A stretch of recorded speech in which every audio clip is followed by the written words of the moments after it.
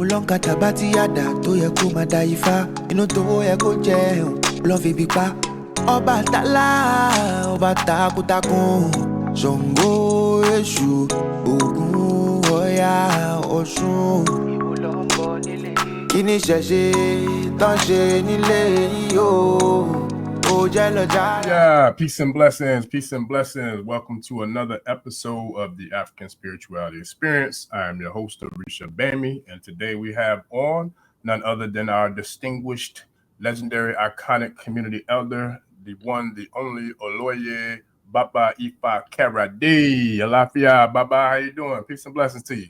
Right, Dani, and peace and blessings to you as well, my brother, and to all our illustrious people out there who are, consistently moving with the tribe and moving with the KN, the Karade Nation. And Cabo, welcome, people, welcome. Yes, sir. Yes, sir. No, I appreciate you, Baba, and yeah, man. Before we even get jumping into it and get started, I definitely want to do what we always do, which is to show love and appreciation and gratitude to the tribe for holding us down, man. Y'all are turning up and turn it out, boy. I'm telling you, and I appreciate it. I'm telling you from like the bottom of my soul, man. It means a lot. It means everything. And today I was just looking back, reflecting on this channel is literally only 8 months old. We launched the very first episode April of 2024.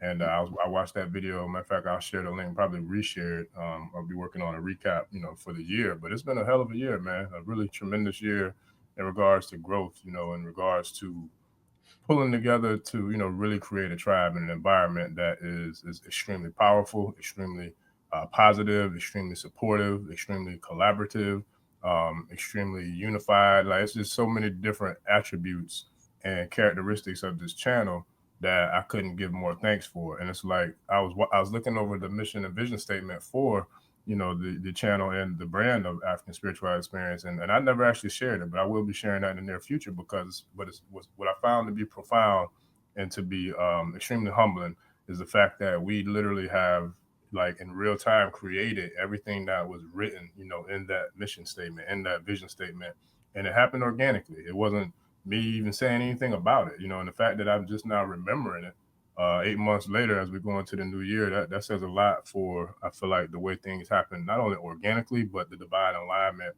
in which that spirit, the Orisha, the great God of heaven, Olamara, has kind of brought all of us, along the same beaten path. So, before we get started, I really wanted to just give an extremely deep, heartfelt appreciation and thanks and mudupwe, to everybody who's been a supporter, everybody who's a subscriber, everybody who's joined the private community, everybody who's joined the VIP community, everybody who's waiting for the Institute, everybody who's bought the Ashe merch. There's been people who buying the merch off the website. I appreciate every single one of y'all who has, bought what you bought just to support the brand. And I also, really want to give thanks to all of our elders. Baba, I want to give you the utmost, appreciation and thank you and gratitude in Mudupwe, because you have been the anchor, to the ship, man. And it's profound, just to kind of see where we've been guided in regards to the sheer depths. I mean, the sheer, like, endless, boundless treasure of wisdom that we have been blessed with in this channel. I really want to thank you first and foremost for that. And I'm very sure the tribe, agrees with my sentiments in regards to that, because every single one of y'all have come in here and y'all been dropping bombs. I'm talking about knowledge bombs all over the place. And so I give thanks to you. And I give thanks to all of our past guests, every single one of our past guests, the ones who aren't necessarily elders, but them, and I feel like they're elders in wisdom, because if you've been on this platform, then I know you came here to share wisdom. So I appreciate every single one of y'all. So with that, Baba, I'm ready to get this thing cracking. All right. Well, let's not forget to give homage to you, as the wisdom that you bring forth and the skill set, combined with the mindset in order to make this possible. It's not a dream, it's a vision, and it's manifested, like we say, we here now. It's not something that we're talking about in the back room. And the progress, as you stated, that we've made over the months and as far as what we're doing here, right now, and then with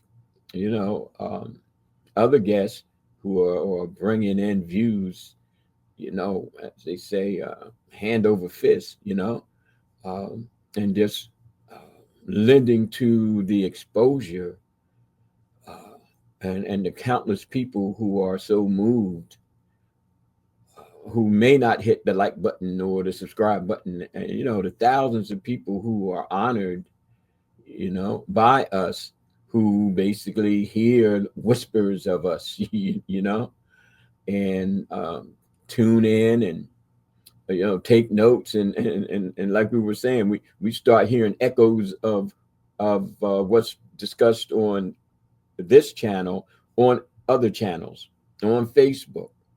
So people are tapping in, even if they're not literally, tuning in to the podcast in real time. The numbers are showing that by the thousands, people are tuning in, and they're learning. They're growing, and the wisdom is not, poured into buckets with holes. You know what I mean? We just keep pouring everything in, and it just keeps kind of being wasted.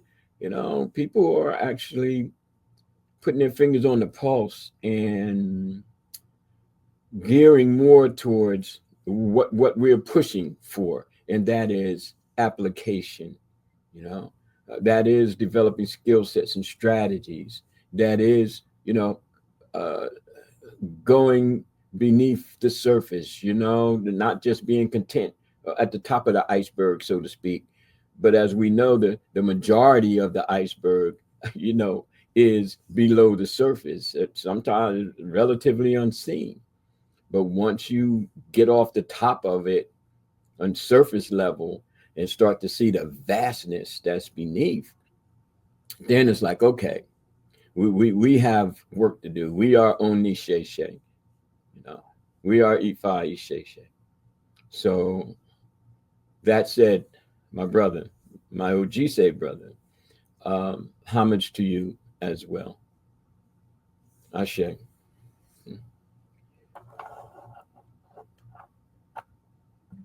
I say, oh no, I appreciate it, Baba. I really do, man. And yeah, I give all the credit to Spirit. Just being blessed to be the vessel, to be the messenger. And shout out to Nkosi, shout out to Queen, shout out to Ifa Segun, shout out to all of our tribe, man. The VIPs, Adana, shout out to all the new tribe members. We really appreciate all y'all, man. So I look forward to a year of 2025. We turning this thing up and making it live, man. We're gonna make it do what it do. So with that, bye. It's been a heck of a week, a lot going on. I don't know how familiar the tribe is with the country that just paid off the billions of dollars with debt. Burkina Faso, is that it? Burkina Faso. Yeah. Okay. Yeah, man. I've been doing some researching and studying on what they're doing over there, and I definitely had to bring that to the floor tonight. They setting the tone for a lot of what I would call a monumental global shift and the shifting of the guard as we know it, because what they're doing is unbelievable. And it goes back to the episode, family. If y'all watched the episode with Baba Mukasa Dada, he spoke about, in terms of nations, who are our friends and who are not our friends, and who are our allies and who are not our allies. And we're doing a little research over the last few days.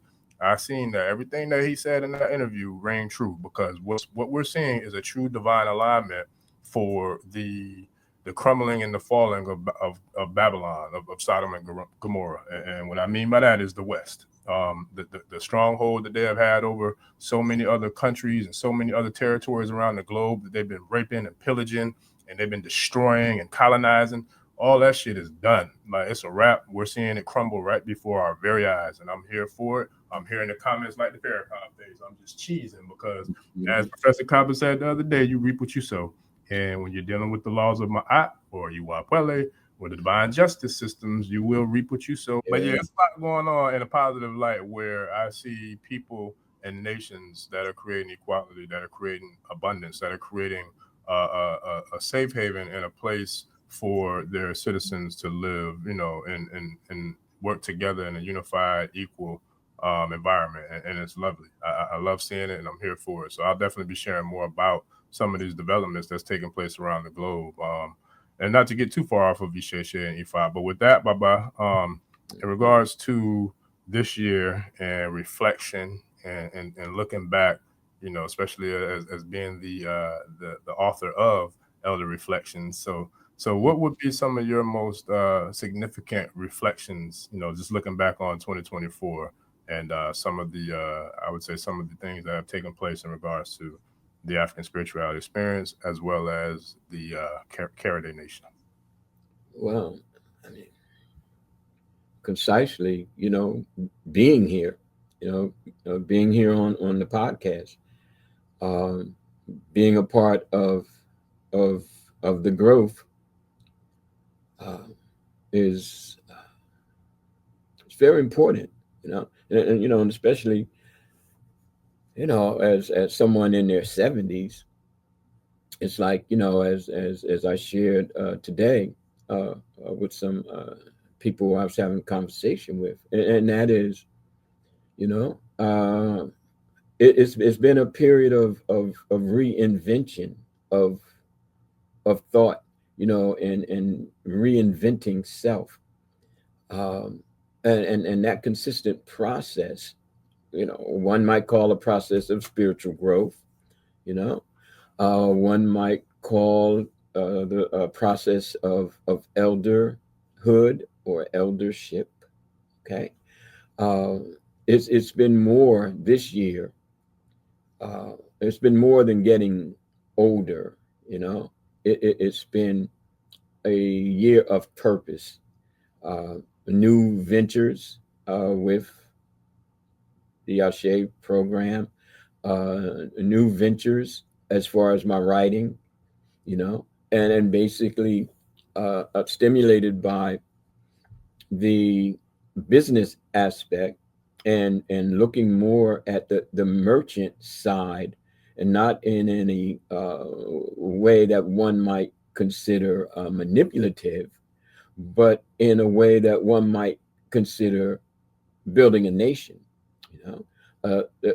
We can talk about money in any kind of way, but everywhere we seem to go where nations were built and empires, you know, built, there was an economic factor, be it cowrie shells or coins or dollar bills or francs, or whatever the name for it. And now people talking about Bitcoin, but whatever the name, the economic circle had to be formed.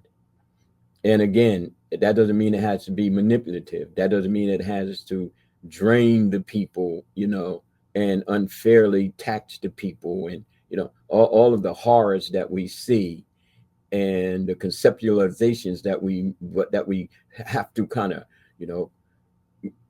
get a firm grip on ourselves when we hear money factors.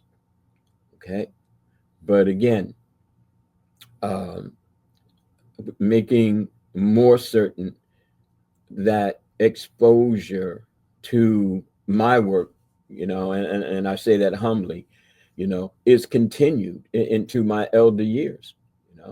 I feel blessed exponentially that the handbook is still vibrant, and that was made evident this year. I feel blessed exponentially that Ojise is still making an impact, and uh, you, Baba Orisha, have repeatedly stated, the impact that it had on you, and that's beyond dollars and cents. That's soulful enrichment. That's spiritual height and grounding simultaneously. You know, um, the Elder Reflections books. The books that came, as a result of all, all of this goodness, and not to make the dollar, but to extend while I have years, you know, to do so, you know, to put the value of me in a form and format that will easily last 7 generations, you know. And I said I would be concise, so I'm going to, you know, put it to a closing. That has been, you know, the major kind of, you know, movement within me for this year, being able to look at the Gumroad and see my works, you know, being had a young lady from Texas contact me today, and she said, I mailed your Gumroad information out to all my Nigerian friends here in Texas. And I'm like, wow, you know, that at this age and stage to still kind of roll with that kind of vibrancy is basically the result of uh, what I've experienced here, and the people who have supported, not only, you know, purchasing the book, but giving me the flowers before I'm laid into the ground. So it's been that kind of year, from age 71 to age 72. And again, I give homage and I give thanks. Uh, so that's where I am, my brother. That's where I am. Ashe. No, and rightfully so. You take as long as you want to. You got sometimes you got to pop out and show yourself. You know, and give ourselves some flowers and Yeah. you know, some support, man. And you know, it's a real thing. I've had that conversation a couple times this week in regards to us, you know, really celebrating ourselves. I feel like we don't do that enough, and it's actually come up in one of my a message that I received from Spirit not too long ago, recently, as a matter of fact, divination that was performed, and excuse me, one of the things that came up was that I don't, for one, I don't give myself enough credit, and for two, I don't take the time to celebrate the things that have been achieved and accomplished because they, you know, they matter, and that's something that, you know, as a man, I have to own that because I don't.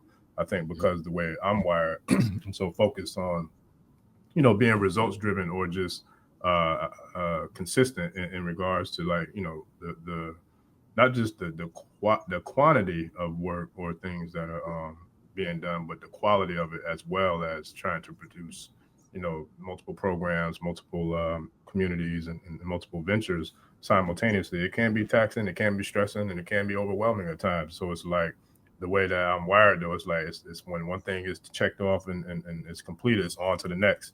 And so what I got from Spirit is that one of the things I have to do is to kind of take the time to, you know, soak it in, absorb it, and then and reflect on it, and then from there, you know, and celebrate it, you know, give myself credit and give myself some appreciation, you know. So that's something that I'm working on doing, you know, going into 2025. And I feel like that's one of the things I'm looking forward to doing with the tribe, with the community, with the journal, you know, with working on that together collectively, you know, as a family, as a tribe, because we all need, you know what I'm saying, support, and we all are trying to grow and expand and to take not just our lives, but maybe our spiritual journeys, or for those who are entrepreneurs, our businesses, for those who are aspiring entrepreneurs, you know, creating the business, or those who, you know, are in a career that they want to develop and advance in the career, you know what I mean? Just elevating and expanding in all aspects and all ways. So for me personally, I look forward to doing this, you know, collectively as a tribe. So for those who can't make the live stream calls, whether it's the community, the private community, or the VIP calls, there's always going to be the recordings that will, you know, be uploaded after the fact. But I'm definitely looking forward to having our first community call this weekend. I'm thinking about doing it tomorrow. If not tomorrow, probably Saturday. But either way, I'll let y'all know, tribe, whichever date that I'll be doing that community call, and I'll send the Zoom link to everybody's inbox and to everybody in the community as well, so we can kind of not only just like tap into the journal, but I'm gonna share like how I've used it and what I'm working on, and then you know, kind of do like a roundtable discussion or a Q&A, you know, with the tribe for those who may need support in some areas. Like some people have reached out on the channel, and for though I can't remember the tribe member's name, but it was a tribe member that reached out about meditation classes or meditation sessions, you know, guided meditation. I'm like, you know what, that's an excellent idea. And that's something that, you know, we can implement into, you know, those calls, is working on meditations collectively. And I've actually been a part of as an attendee of virtual meditation sessions. With shout out to Tony from the Meta Center. We were speaking about Dr. Delbert Blair on the podcast the other day with Professor Kaba, and the Meta Center is still functioning. And Dr. Blair, it reminds me. I think I spoke to you about Dr. Blair, Baba. I was telling you about him and Tony and how I feel like Tony has taken on his legacy and continues to, push it forward. Even though Dr. Blair transitioned, I want to say in 2020 to the realm of the ancestors, his medicine center is still popping, man. And shout out to Tony, and tip of the hat to him for doing the work, because I went to see them in Chicago, I think last year, for one of the events he had. Phenomenal event. And Dr. Blair's essence and Ashe is still there with him. And, I feel like that's something that we can do, and I've seen it done and been a part of it, because he held the guided meditation, that was virtually, that we do in the Patreon group. That's a part of the medicine center. So that's something that I look forward to doing with the tribe, and sharing, because one thing about energy is it's boundless. There's no such thing as, a cap or some sort of, like level to kind of, put a cap on energy, because it's infinite. So it's like we can all, bring our energies together, even from remote places, from distances away, as long as we're focusing on, channeling the Ashe. And that's something that, like I said, I've been a part of it. I felt it. It resonated with me, and I look forward to doing it, with our tribe. So with that, bye-bye. In regards to what we spoke about, I can't remember which day it was, but it was recently. And we were talking about the, I would say, lack of integrity in the service business. And I believe you and our conversation was primarily about Ifa priests or Babalawos or Orisha priests, if I'm not mistaken, about, people coming to you, in reference to feeling like they've been done wrong, or they've been screwed over, or they've been, kind of got took advantage of in regards to paying for certain types of services and not receiving them, or not, being whatever the products or services that were supposed to be rendered, not being delivered in the fashion in which the devotee or the client was expecting.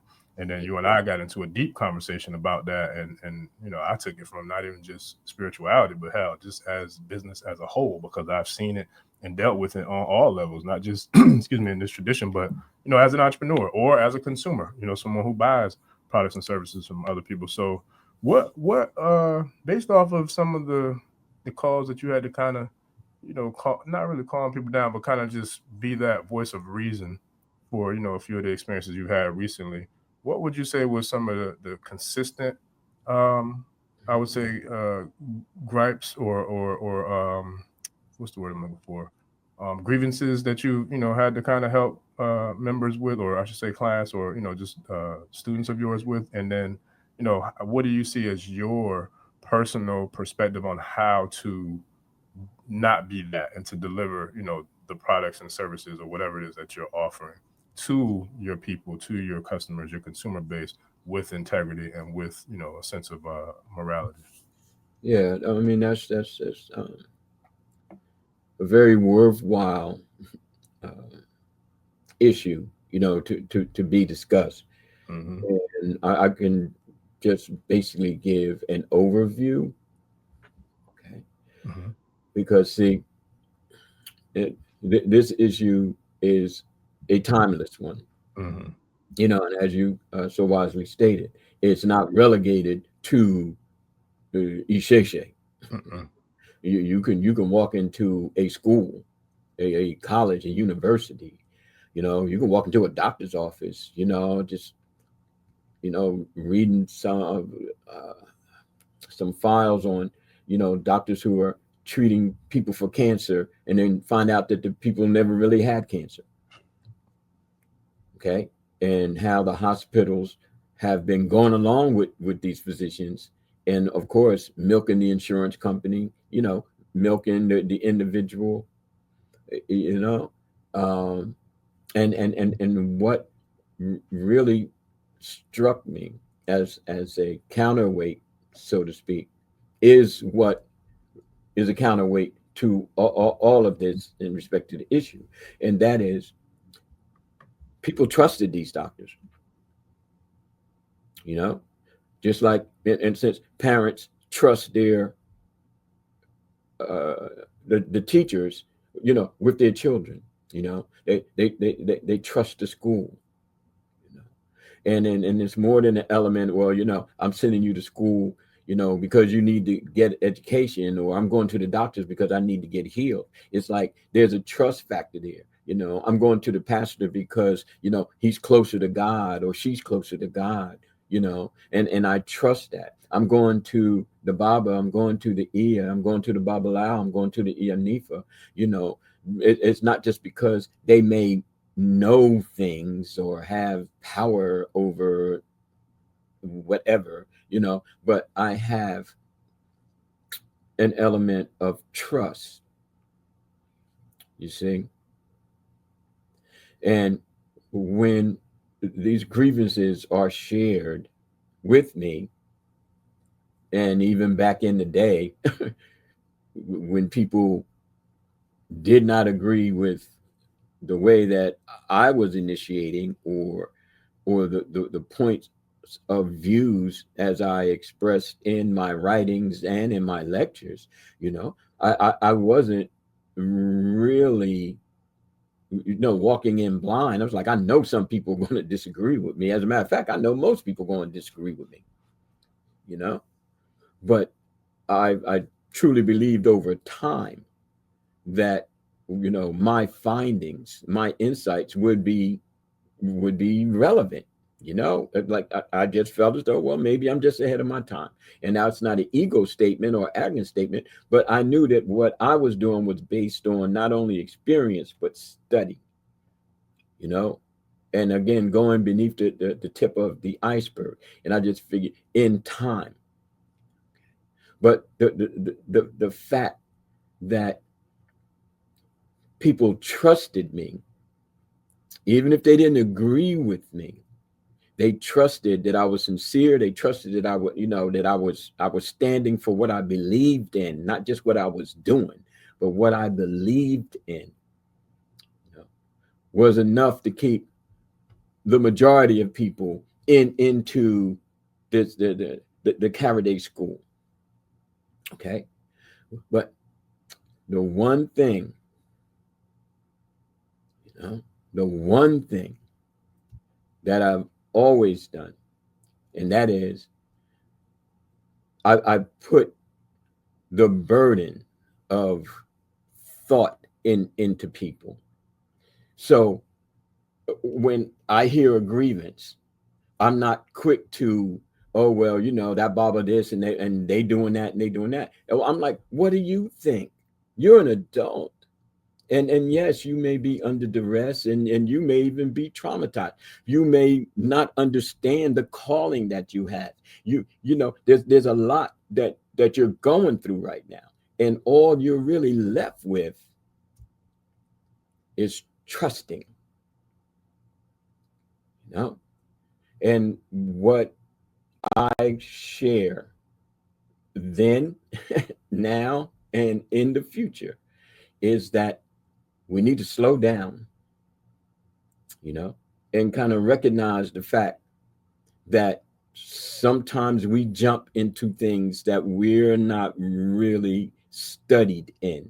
We're moved by the winds, but we don't press our feet down to the ground, so to speak, and we get, dare I say, carried away. So in respect to that, and like I said, I'm just giving an overview.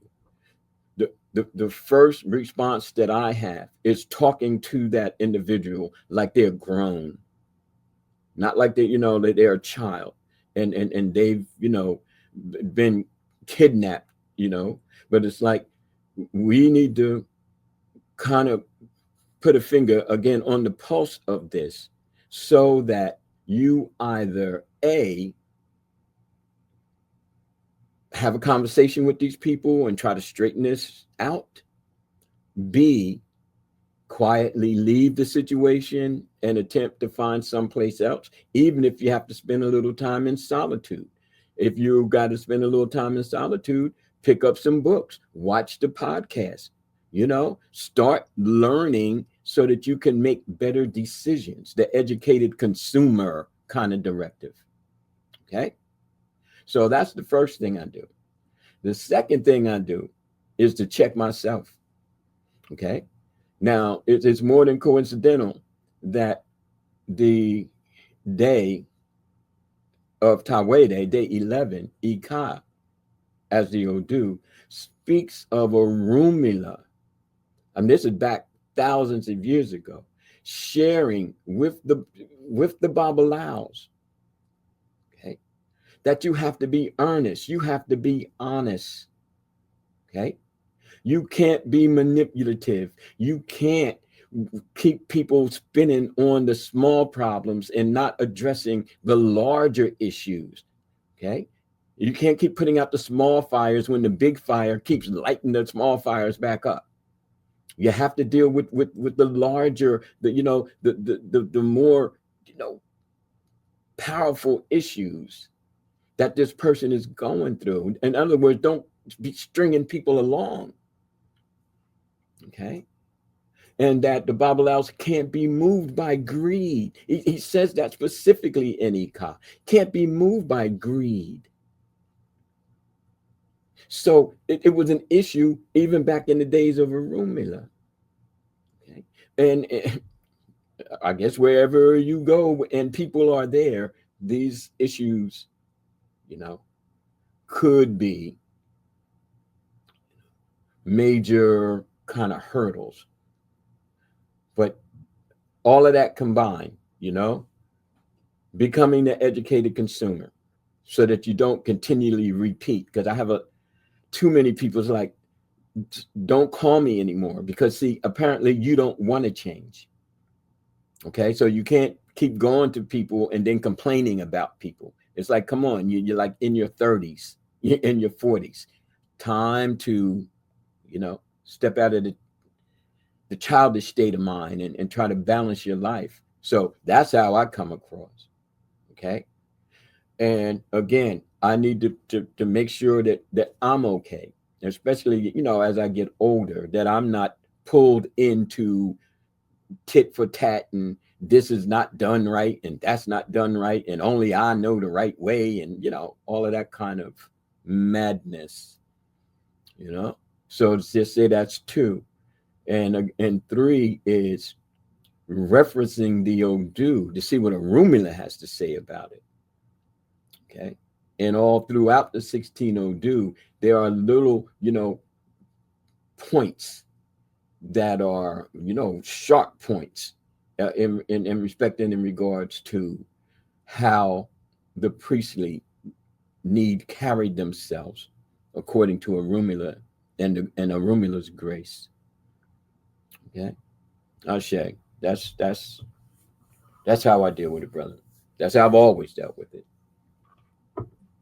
Ashe. No, I appreciate it, and that raises, or I should say, poses several other questions that I would love to bring to the table to get your perspective and your insight on. And for me, I feel like I love this term. It's a quote: "How you do anything is how you do everything." So it's kind of like when we do certain things. So let's just say, for example, a person who cuts corners, right? So let's just hypothetically say, a person that works at a car wash. So if a person works at a car wash and their responsibility is, because down here we got a lot of automated car washes that I use because it's a lot easier. So like some of the guys that I go to, they take the scrub brush on the car, they'll hit the windshield, they'll hit the hood, they'll hit the bumpers, they'll hit the tires. You know what I'm saying? Like they go in, they get it popping. And then I'll go, excuse me, I'll go on another day, and then and the person that is there that day, they might be on their phone. They might take the brush with one hand, they might stroke the windshield maybe about 2-3 times and put it down and just keep on doing what they're doing, right? So that's a real life scenario of how I see things. Mm-hmm. So the way I see that now is that in any position of any type of consumer based organization, if you have people who are like the first guy who getting it in, he's hitting the windshield, he's hitting the doors, the rearview mirrors, the bumper, the hood, the tires. To me, now I'm gonna get your opinion on it, but to me, I feel like that person has not only the wherewithal and the makeup, but that person has already not only tapped into their potential, but they've already tapped into their potential, and it's become a habit. It's become a habit of theirs to do their job the right way, because that's what they have pretty much set as a fundamental basic value, interest, or principle within themselves of their lives, right? So then the other person who they phone, they doing like this, they got it with one hand, and they just hitting the windshield about 2-3 little half-ass strokes, right? That person has then done the same thing. They have also, in some way, shape, form, or fashion, established their values, interests, or I should say, lack thereof, values, interests, and principles within their psyche, within their habits. Okay. So what I see is, in this tradition, I feel like it's no different than the car wash. I feel like you have people who might do just like the last dude with their phone and take, do the bare minimum, and that's it. And then you got the other people who are gonna do like the first guy. They're gonna be hitting every phase and every aspect or section of that vehicle, because they have already established in their mind that they're moving with integrity. They're moving with morality. They're moving with conviction that they are going to get the job done by any means necessary. That's the guy I want on my team. That's the guy I want to work with. That's the guy I would love to be able to eventually invest in, because that guy has not only the potential, but has, I feel like, a high likelihood of being the guy who's not only going to do well at that job, they're going to perform and move up the ladder, and they're going to get to a position to where they're either going to be in leadership, or they're going to be over a whole nother car wash, or hell, they might even start their own car wash or any other business for that matter, because what they've done, they have put down and laid the cement concrete block of fundamental values, interests, and principles to take not only their life to the next level, but to take their whole experience to the next level. Because the person who does what's needed and goes above and beyond is the person that the universe is always going to throw that E-ray to, always going to throw that good break to, always going to put them in the position to be in front of or in alignment with the right people at the right time, for the opportunity to be given to them to get to the next level so that they can expand and shine. And when I see and hear about these things that we're talking about, I take it personal, because like you said earlier when we first started, in regards to seeing some of the topics or some of the things that we're doing or talking about here in other places.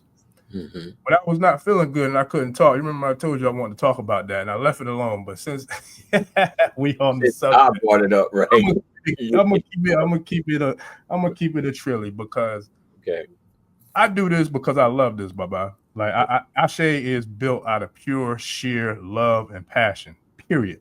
Right? And anybody who's been a part of this and who's been, on any of our calls and seeing, how we move and what we do, they know that. So, but I want to share with our audience, because like I said, this channel is 8 months old. So most people probably only know me for 8 months, in regards to this particular platform. But I've been doing this work since 2017. I first started with public speaking in like 2016, and I started doing it professionally since 2017. I've been writing books, I've been consulting, I've been a business consultant, a business coach, et cetera, et cetera. I say that humbly. I'm not saying that to brag or anything, but I'm saying it from a sense of being someone who has a level of authority in a certain particular demographic when it comes to education, when it comes to teaching, when it comes to coaching and consulting. I've been doing it for almost 10 years. And I've been in the classroom from the elementary school level all the way to the corporate level, and doing this work. So this isn't brand new to me. This channel's new to me, but this work isn't new to me. But I've seen people who are doing some of the things that we're doing, and I feel like they're doing it in a way that's not operating from that same level of what we're talking about with the guy from the car wash, number one. Because you can't come out here and build an academy overnight, or build a school overnight, or build all these different types of institutes or whatever the case may be overnight. And I would dare to say, anybody who works with those types of people, make sure that you can check resumes, make sure you can check receipts, make sure you can fact check that these people are truly credible enough, or I dare to say, have the resume to actually say that they are teachers, say that they are consultants, or that they're, hell, I hate to say this, but in some instances, even priests. I've been in circles and around places where I've seen a person at one time, and they're working, pretty much working from the same level I'm working as a brand new devotee, trying to find my way, and then see them a couple more months, and all of a sudden they're a Babalawo, or they're a priest. And I'm just like, yeah, what did I you do? See you yesterday? Yeah, listen, and and I'm not judging, and I've heard this, but had locks, like I had locks, and they came back and their whole priest and the lock's still there. I'm like, well, shit, what did you go to? Because where I went, that had to go. That's non-negotiable. This is a whole new world, man. It's a whole new life, a whole new birth, and a whole new experience. So it's like I kind of want to really share that, with our tribe and with our listeners, man, because it's a lot going on, and I just want people to make sure that do your research, do your due diligence. I don't buy anything off of anywhere, like even Amazon. If I bought some medicine for my dogs a couple weeks ago. And I literally went through the reviews for probably about 10, 15, maybe 20 minutes because I want to see if this product really works before I spend my hard-earned money, you know what I'm saying, in regards to buying it. But because, long story short, because the reviews were so many and so good, I went ahead and did it, and it worked. But I just say all that to say when it comes to content creators or it comes to spiritual advisors or spiritual consultants or any type of business or service, if you can, try to do some digging and see if you can get any, receipts or any type of testimonials, referrals, etc. So that way, you know who and what you're dealing with in regards to lowering the percentages of being somebody who's in the position of feeling like they've been taken advantage of. How about what you got? Well, I can only echo, your words of wisdom, because see, going back to the first example that I shared, and just like the people at the car wash, okay, at the car wash, yeah, okay, all right, it's that, and I say this with nothing but love. Sometimes we jump in without wanting to do the work ourselves. Yes, sir. Okay, and especially now in a technological age where it is just a simple click of a keypad or a Google or an email, so that, gathering information, like you said, reading what people have to say. Now, granted, it's not going to get 100%, but if you do the research, and you kind of vibe and, oh, this person has some books out, this person has been in it for over 5 years, and no real scandals, nothing really happening. You know what I mean? This person does ABC. I can kind of vibe with A and B. C, I'm not, too hip on, but for the most part, I'm going to go with this, as opposed to I went on Etsy and the Babalao, charging me $65, and I decided right then and there that I was going to give him a call, and the next thing you know, I'm doing this, I'm doing that, I'm doing this. You ain't even check the credentials. You know what I mean? So if the priestly are stepping in certain directions, and then the people are stepping in certain directions, and everybody going over a cliff,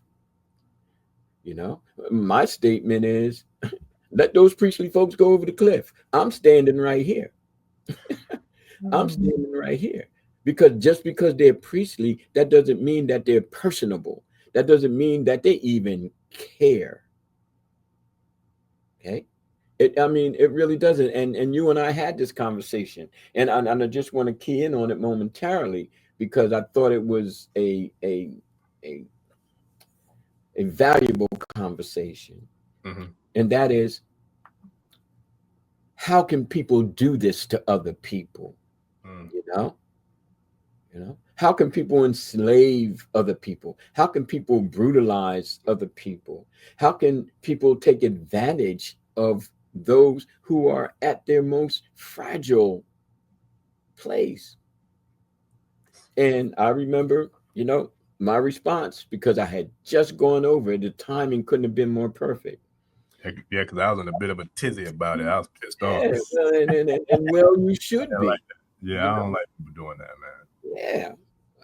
And the whole thing is that thin line that separates us, that thin line that separates people in a society, however the hierarchy is, you know, the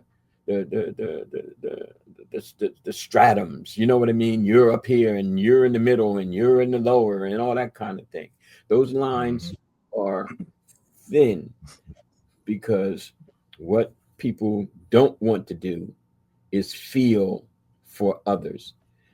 And I've experienced Babalawos I know didn't really see me. I've been in delays where I know people weren't even trying to feel me. They were just trying to get me to do what they wanted me to do, regardless of how I felt, regardless of what I thought. As a matter of fact, the emphasis of the elays was to not think, you know, and basically you just, you know, kind of do what the Orisha say you're supposed to do through me. I remember one instance, the ear came to me and she was like, well, we made up this, you know, this big stew. And I was like, okay, well, you know, what's in it? You know, well, we got pork and we got this. I said, well, I don't eat pork. And she was like, well, Shango wants you to eat pork and, you know, wants you to eat the soup. And I said, I don't eat pork. You know what I mean? And if Shango going to be all twisted because I don't eat that soup, then I have to question either you, because is that what you want me to do? Or is Shango so unbalanced, you know, and not seeing me and what my spiritual essence is, you know, then I'm either in the wrong faith or in the wrong place. Yes, sir. So I just decided that I was in the wrong place because I knew that my Obatala essence, and I knew that my ancestral essence, and I knew that my Rumina essence was like, What's up? You can't do that. You can't do it. You know. Now everybody else doing it. Now I'm not telling anybody what, you know, that y'all got to do it, you know, or why y'all doing it. Better yet, why y'all doing this? You know, y'all shouldn't be eating pork, blah, blah, blah, blah. But it's like, I don't care what you're doing. I mean, at the end of the day, because see, I'm not trying to control this. You know, I can dance with people who don't know how to dance. I can play with musicians who don't really know how to play that well.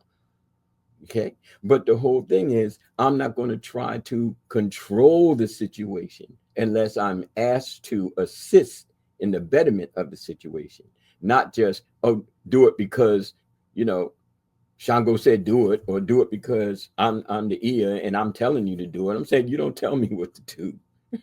You don't tell me what to do.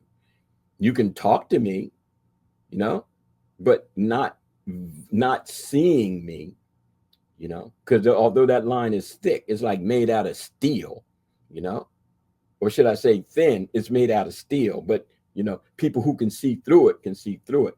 It's like, I need to question if you really care about me. Not because I'm a child, but because I'm grown, you know, and I'm not going to deal with anybody who's not vibing with me positively and who basically wants to control the narrative. I'm writing my book about me in this world. And of course, you know, people want to ostracize me and talk about he's a troublemaker and blah, blah, blah. Well, so was the St. Overture, you know. So was Nat Turner. So was Harriet Tubman. You know what I mean? If we didn't have people shaking the ground and freeing people up, then we would just be stuck under, you know, slave chains, you know, consistently. And under someone else's rule, you know. I just can't abide by it, man. I just can't, you know. But meanwhile, wrote a best-selling book, put Ifa on the map across the globe. Yes, sir. Yes, sir. Meanwhile, being influential. Meanwhile, bringing Ifa into colleges and high school. You know. Meanwhile, you know. So apparently, Shango was okay with me. You know what I mean? I didn't have to eat the soup. I'm like, you got some fruit, you got some pomegranates, you got some red fruit up in here. You know, you got, you know. You only been doing it about as long as I've been on the planet, at least in this incarnation. So yeah, I would think so. but you know, man, it grain of salt, bro. You know what I mean?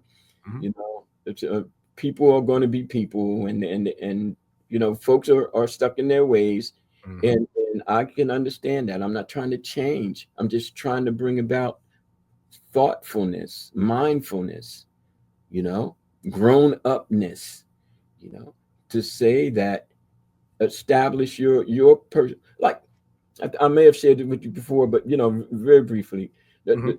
the sister had had her Yemoja or Ota, her stones inside of a aquarium like thing, you Mhm. know, Mhm.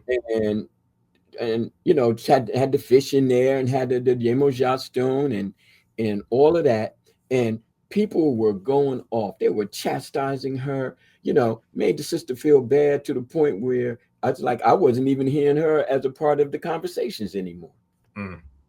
And I'm like, you see what you're doing? You see what you're doing? Oh, this wasn't done right. And, you know, you should be doing this. And Yemoja only wants this. And she doesn't want to be, you know, in an aquarium, but she can be in a pot with a top on it. I mean, really, come on now. Okay. But the heart of the matter, my brother, is if that's what that woman felt her relationship was with Yemoja, and she was at peace with that, and she was moving forward with that, who are all these people to come back? Oh, Aloy, you don't have 8 stones in your pot for Obatala. And I'm like, so what? Well, you're supposed to have 8 pots. Well, it wasn't done right, blah, blah, blah. I got this in edgy bowl with elders and people who you wouldn't probably stand 2 minutes in front of before they just read your behind and put you out, Yes, coming in sir. with all of that, you, you know, Mhm. smack you on the hand with a ruler kind of bull Yeah, stuff. the hierarchy, supremacy, that supremacy. Yeah, you know. But I'm saying, you know, that 1 stone in my pot is worth 800 stones in your pot. Trust me. And it came from initiators with over 180 years on the planet. Thank you. So 22. now, who? But you see what I'm saying? You don't care about me. You don't even want to talk to me about it. You know, you just want to tell me. Yes, sir. And that shows me that for all the time that you've been in Yoruba, okay, that you have developed a way of distancing yourself from Oludumare, that you have developed a way of crystallizing your Orisha as opposed to letting them breathe, letting them, you know, be adaptable, letting them be understanding that everybody in the town, in the empire, is not going to be marching to the beat of the same drummer. Two dancers will dance differently. Two drummers will drum differently. Even in Ejibo, the Obatala people on one side of the street worshipped and put forth for Obatala on the other side of the street. And I'm like, ain't this interesting? You know? Because see, these people over here are like, you got to do it this way. Well, no, I don't. I don't. I don't have to do it this way. Okay. Now I can take guidelines. Okay. But you know, I'm free. You know, I'm free. I'm a free spirit, and isn't that what all spirits are striving to become? You know. So take your little ruler and don't even try to smack my hand with it. You know, because see, I'm not going for that. I'm not going for it. I'm telling you before you even raise your hand. Okay, that we have to free ourselves. Guidelines, yes. Okay, but room to be grown and to establish our relationships, a resounding yes. Mm. You know, but again, what as the kids say, IMO, in my opinion. Mm. There's Mm. other folks who will say, you know, we need to we need to exile, him. We need to send him somewhere and let him just die because, he's too daggone revolutionary. Hey. But I'm like, you ain't seen nothing yet, Jack. I know that's right. Say it with your chest. Yes, sir. Yeah, man. So, I didn't mean to go on about it. But Look, that's what we're here for, man. I'm telling you, that's what we're here for. So, but that was a phenomenal tie-in to where I wanted to go now.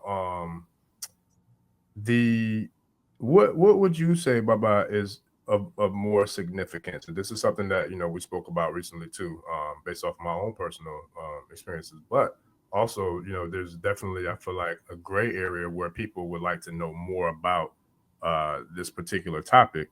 So I would love for you if you could share your perspective on it. But in regards to ritual, right, and let's say like the celebration, or I should say the honoring of the O'Shea days of the calendar, or venerating a particular deity on their particular day. Like the other day was the World Eshu Day, for example. But let's just say, for the sake of you know accessibility and transparency, with not going too deep, but like the 4-day or 5-day O'Shea calendar, right?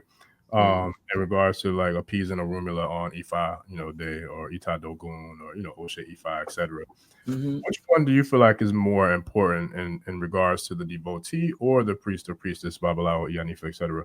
Do you feel like when we do these types of offerings and rituals that it's more effective or important and holds more weight if the timeliness takes place when you do it on that particular day, the day that is O'Shea Ifa, etc., etc., or do you feel like the consistency holds more weight? So, perfect example, like, okay, let's say one priest every single O'Shea Ifa day or O'Shea Shango day, Ogun day, etc., they don't necessarily give the offerings and appease them on that particular day. However, they are consistent, whereas they're giving offerings to their ancestors, the Gungun and the Orishas, on a consistent basis. So let's say they might miss O'Shea Ifa yesterday, but they came back and did it today. Is that something that you feel like is for one acceptable, and for two, which one do you feel like is more important? The person who doesn't do it as consistent, but they do it on the right day, or the person who might not be doing it on the right day, but they're pretty much giving offerings and practicing every day? Which one do you feel like holds more weight and is more important?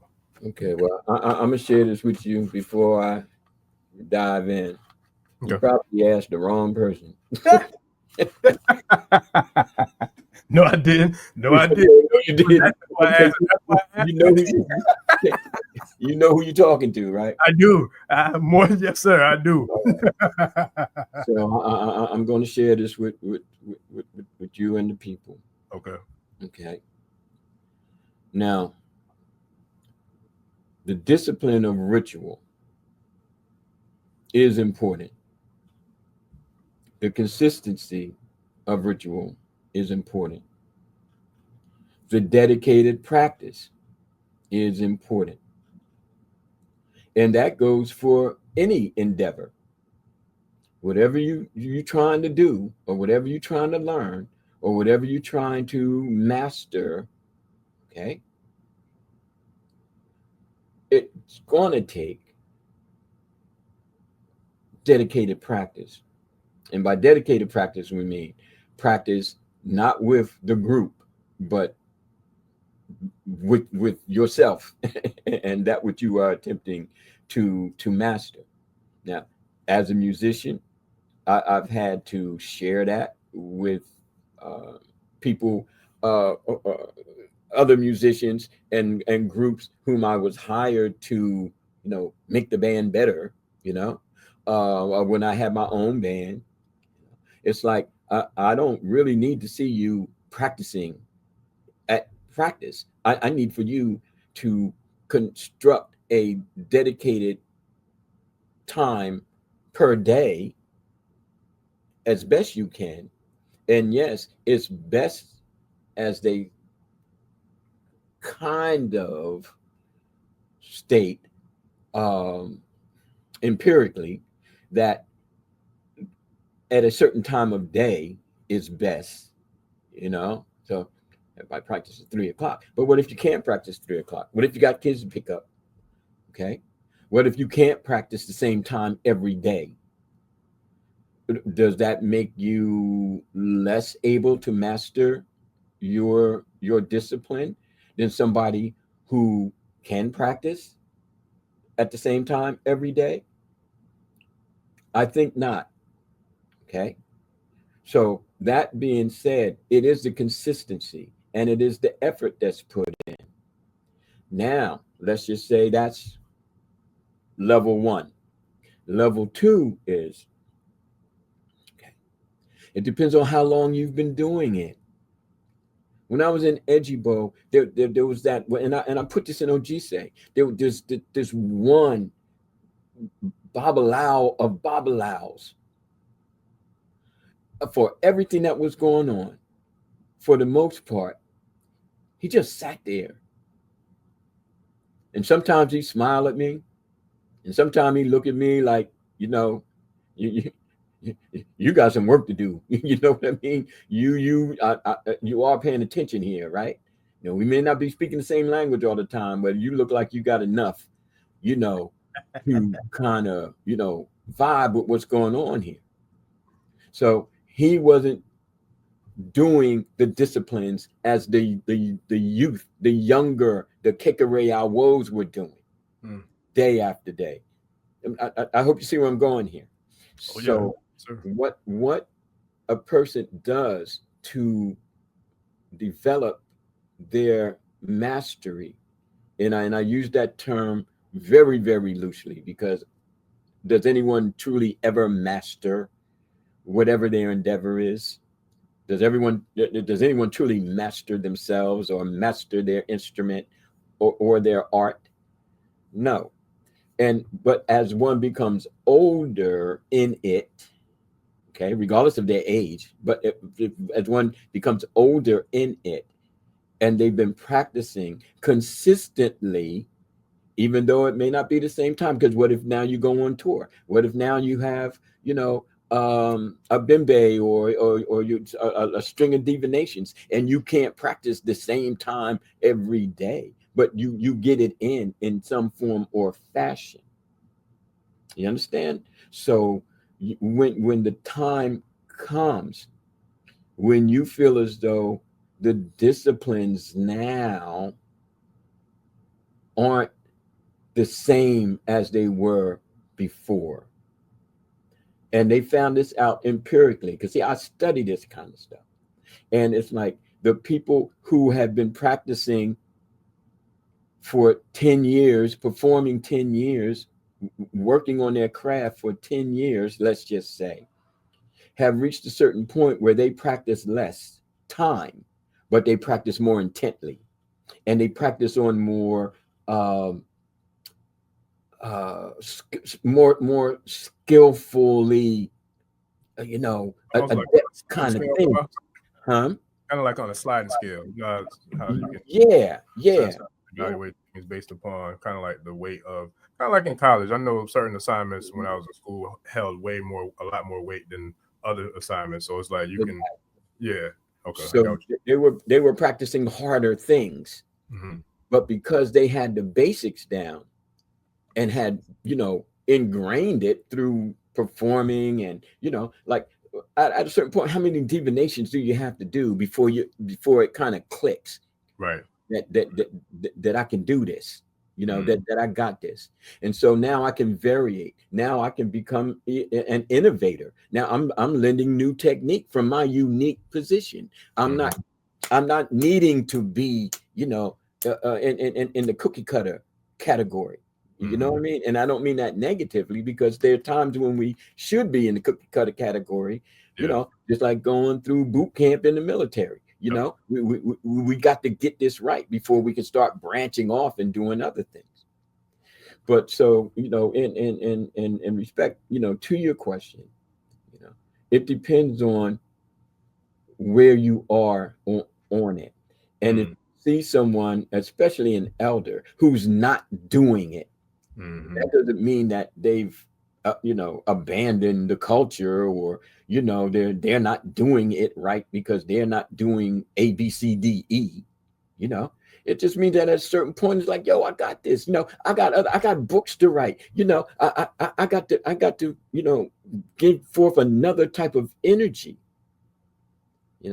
And I used to tell this to my initiates. It's like at one point the training wheels are going to come off, and you're going to need to know if you can balance with this or not.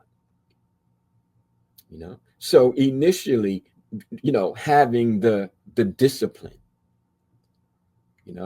and answer to your question, more directly is consistency beats, the exact timing, of it. Okay. I may do it 6 o'clock in the morning one day, and the next day stuff come up and I wind up doing it 4 o'clock in the afternoon. I just can't, unless of course we're in an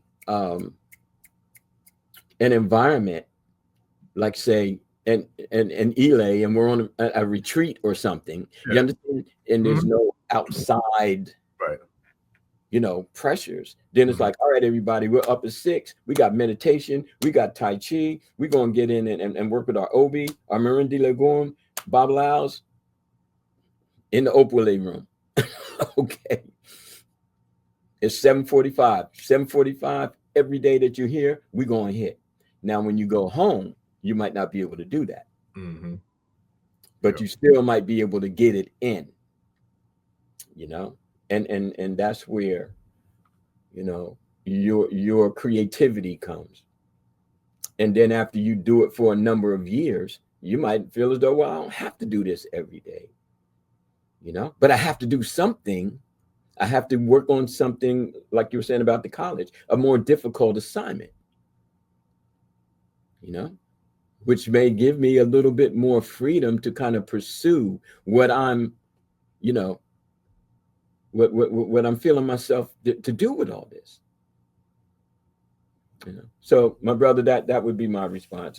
Hopefully, I didn't shake up too much. No, I loved it. I loved it as usual. And it kind of, it reminded me of a couple of different things that I look at. So, for example, I'm gonna take it like I feel like the military metaphor was a perfect example of exactly what how that goes. But I'm gonna take it another step in regards to business, right? So that I have, I don't know, 7, 8 different business coaches, for 7, 8 different business, industries, right?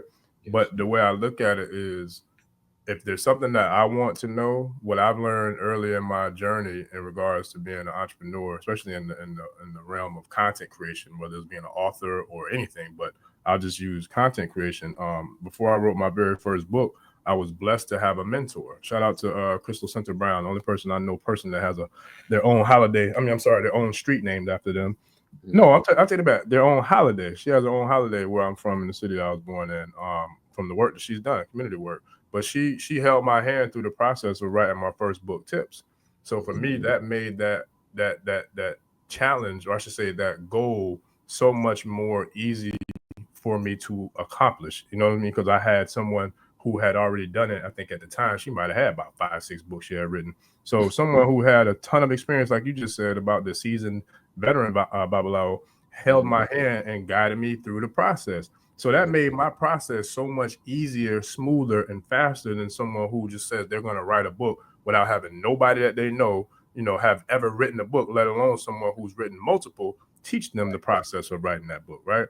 So I take that to something we spoke about recently when it comes to my marketing and my content creation coaches that I've shared with you, that the way, one of them taught me is that every aspect and phase within your business, you need to make sure that you know how to do that particular activity, or that particular job that needs to be done, task that needs to be done by yourself before you start hiring virtual assistants or you start hiring other teammates and staff to actually do any of it. Because if you don't know how to do it yourself, and it comes back to what we talked about, mastery, if you don't know how to do any of it yourself, then how would you know if the person that you hire actually knows how to do it either? Or do they know how to do it to the level that they, presented themselves on their resume or on their, their credentials or their application, whatever the case may be?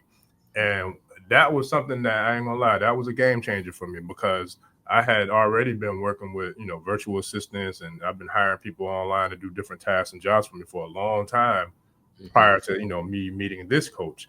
And now I see like there was the $1 million worth of game within that particular, one message he gave me, because I'm like, damn, I could have saved a lot of time and a lot of money had I would have had him as a coach, back in 2016, because a lot of things that I made a lot of mistakes in, I could have like drove around or drove through, because I would have had someone, just like I said with the book scenario, who has already been through those growing pains and pretty much, ran over those hurdles and drove through those walls. So it's like he already knows the answers to how to, get me from where I am to the next level, because he's already a few levels ahead. So I say all that to say, in our spiritual practices, I do believe it's the same exact thing. And hell, I'll even use Ashe as an example. The fact that and I say this humbly, but I say this proudly, because it is a major accomplishment, and I'm going to give us some flowers, not just myself, but us as a tribe, including you, Baba, and all of our past guests, the flowers of we've done something in the time that it takes for a baby to develop from the spermatozoa to fertilize the egg and to develop in the mother's womb. We have literally went from zero to I'm very confident we'll be over 2,000 by the time 2025 hits. So within an 8-month span and less time than it takes to make a baby, we've already grown and accumulated 2,000 people who have a similar, I say mindset, or a similar passion to not just African spirituality, but the culture of Ifa, Isheshe, and African spirituality and cultural heritage and traditions. So that within itself showed me in the very beginning, if you put up videos consistently and you put them up every day, you can't help but to grow, because YouTube is going to help you grow, because you're helping them grow. The more eyes you have on the channel, the more they get paid. The more they get paid, the more you get compensated. You know what I'm saying? But the hell with the money. I feel like from our perspective, from our platform, the more we're pouring in, the more our tribe receives. The more our tribe receives, the more they pour right back into us, which that's what you and I talk about on a regular basis, about how excited we are to do the things that we do, because we do it for the right reasons and we're doing it for the right people. So it's like when you have those dynamics in alignment, I feel like then the spirit, the universe, the ancestors, the Orisha, like everybody else is going to be in alignment with you, because you've already put yourself in position to be in alignment. So I say all that to say that there's nothing that I feel like can beat experience, and repetition. And one thing I know, and especially even in the content creation world, is that consistency is the cheat code. The more consistent you are, the more you're going to grow, and the more you're going to have an impact in whatever, niche industry, platform, whatever you're doing, because people only remember the people they see every day, especially in these days and times, in regards to how the devices and electronics and games and social media and TV and movies and all that is pulling everybody's attention in so many different ways, shapes, forms, and fashions. So you might have a bomb show that impacts 100,000 people, but if you only do that once every 6 months, how often do you think them saying 100,000 going to be back to see you in the next 6 months? But if you got a small little channel where you might post something every single day, you might only have 6 people. But I bet you them 6 people gonna show up for you pretty much every single day, because they're used to seeing you every single day, and they're gonna ride for you because you're there every single day. So that can't help but to grow. So I look at our process and our journey when it comes to spirituality, and it comes to our experience. No matter what it is that we're doing, if we're consistently putting in something every day, I do wholeheartedly feel like we're going to get something back, because I've seen it in my own process with my own journey, in regards to Ifa and Isheshe. Yes, sir. And so with that, Baba, what is the proper way for, let's say, a new devotee who may have just received their warriors, right? What would be the proper way for that person to, I guess, greet the warriors, but also like to work with them? So say, for example, if they wanted to work with Eshu and they wanted to, get some help with decisions or communication, or, what I mean, there was at the crossroads with a decision that they needed to make with a significant other, or with, their children or child, or at a job or whatever. What are some of the ways that we as devotees, or even priests and priestesses, can approach, the Orisha for, to appease them, but also to ask for their assistance and guidance? Well, again, I'm gonna share some comments before you go. These are from earlier, but I want to make sure I share them. So that I just because one was waiting on you to respond to my last question because they knew you was gonna go in, and I knew you was too. That's why it was funny to me. But all right, I love the LOL because it's like on point. Well, that kind of reminds me what you said. Like I said, I know it seems like I'm a little this way and that, and you were like, no, the people love it, Bobby. Nobody wants you, nobody trying to change you up in here. Just the old grandpa. You just gonna come in and it's like, look, I ain't got time to be playing with y'all youngins. I'm gonna tell you right now.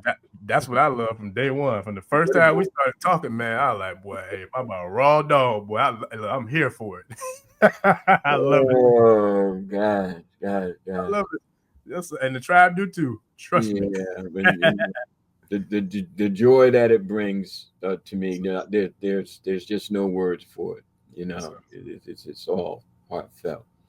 All right, now what was the topic? When what was like what is the best way for the warrior OT, someone who maybe just got to the phase, stage 2 of the initiation, like we're working with the warriors, like maybe going to SU for assistance with making decisions or communicating, with a loved one, a child, or a job, or whatever the case may be. But like going to them, like what's the best way to approach them, and like what offers give them, and then how do we ask properly for their guidance and assistance without kind of being coming with that "what have you done for me lately" type. I'm gonna do this, and I'm gonna ask everybody to hold on. Okay. Because there's an oriki, there's an adage that states, "Behold, Ifa is supreme." I share. But wise consultation before divination. Wise consultation I like that. before approaching the Orisha. Now, see, this is a major chunk out of our generational experiences in this country. And dare I say now, throughout the diaspora.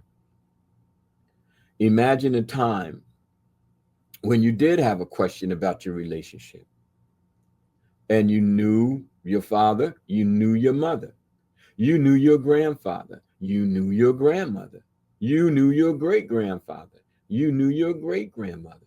There was some societies, if you couldn't go back 4, 5, 6, 7 generations, then they didn't want you to marry their daughter. They didn't want you to marry their son.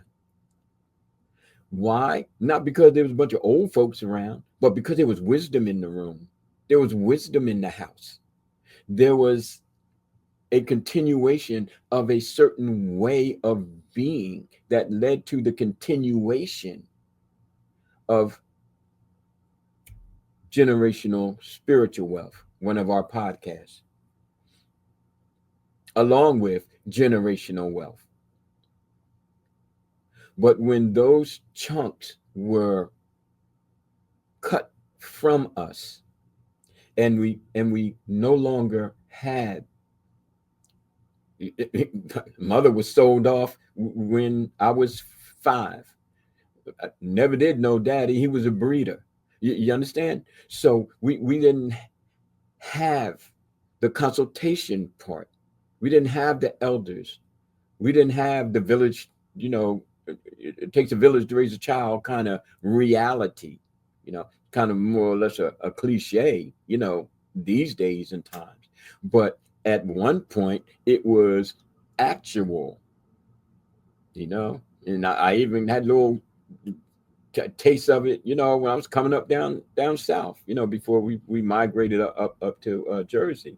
But the whole thing is that statement, that adage, "Behold, Ifa is supreme, but wise consultation before divination, wise consultation before approaching the Orisha," is basically to say that if you can work it out with the elders, if you can work it out with your children, if you can work it out with your employer or your employees, based on perhaps your study of psychology, based on perhaps, you know, your natural inclination and insights, you know, your intuition. I got a gut feeling about this. If you trust your gut enough, then, as the saying it goes, you know, why dismiss it? You know, you're 35, 40 years old, you know? And so, you know, not trusting yourself becomes a question. Now, if again, there is no lineage that you can turn to, and if you have self-doubt, and it need not be the result of low self-esteem or any trauma. It's just like, I really need this job, but I want to quit. I want, you know what I mean? I'm having internal conflict, you know. Then it's like, okay, perhaps I should pull out my OB, consult my warriors, my SU, specifically in this case, which road should I take? And then, before you even cast, what commitment have you made to abide by the cast? What commitment have you made? Because there's been instances where people have turned the shell over to favor their desired outcome. yeah, to favor Real quick, I didn't mean to cut you off, but can you before you go into finishing, can you kind of like highlight that part right there, because that's a very, very intricate, I feel like I should say very fundamental diamond jewel you just dropped about the commitment before even casting. Can you share what the significance and what you mean, and like just a little, because I mean, you know, can we say it louder for the people in the back, including myself, because I want to get that too. Are you going to be committed to the cast, the determining factor? Are you going to be committed? Because if it says, yes, you should, and you don't want to do it, and you say, well, no, I'm not, so you turn over that shell, then my question is, what was the point? What was the point? You know? And if it says no, and you want to do it, and you turn the shell over to favor the outcome, as Baba Orisha Bami stated, then what was the point? What, I mean, really, what was the point? So, you know, and then there's this thing about, well, I want to do it, so I'm going to go to my issue, to my warriors to get what I want. I've already determined that I want to do it. Now it's, what offering do I need to make? Okay. What abode do I need to do? And you know, I'm not here to judge or say what's right or what's wrong, because a lot of people do that as well. They've already made up their mind. They just need to be empowered or strengthened. And if there's no one around to assist in that process, then we tend to pour that onto our need for divine intervention, divine support. But that's what the divinities are there for. But I caution people, and I have been since the 90s, if not the 80s. Don't go to your divinities seeking to do harm to others. Sure. You know, now I know it's done, and I know that it's popularized over the mass media. You know, well, then, you know, going to do that thing. You know what I mean? The whole conjure thing. And I'm like, well, if you can conjure to hurt somebody, why can't you conjure to help somebody? You know, that you shouldn't divine. Now, this is just my spirit talking. Right. That divining for someone without their knowledge is a step into temptation, because once you get comfortable doing that, then you get real comfortable doing it. Yeah.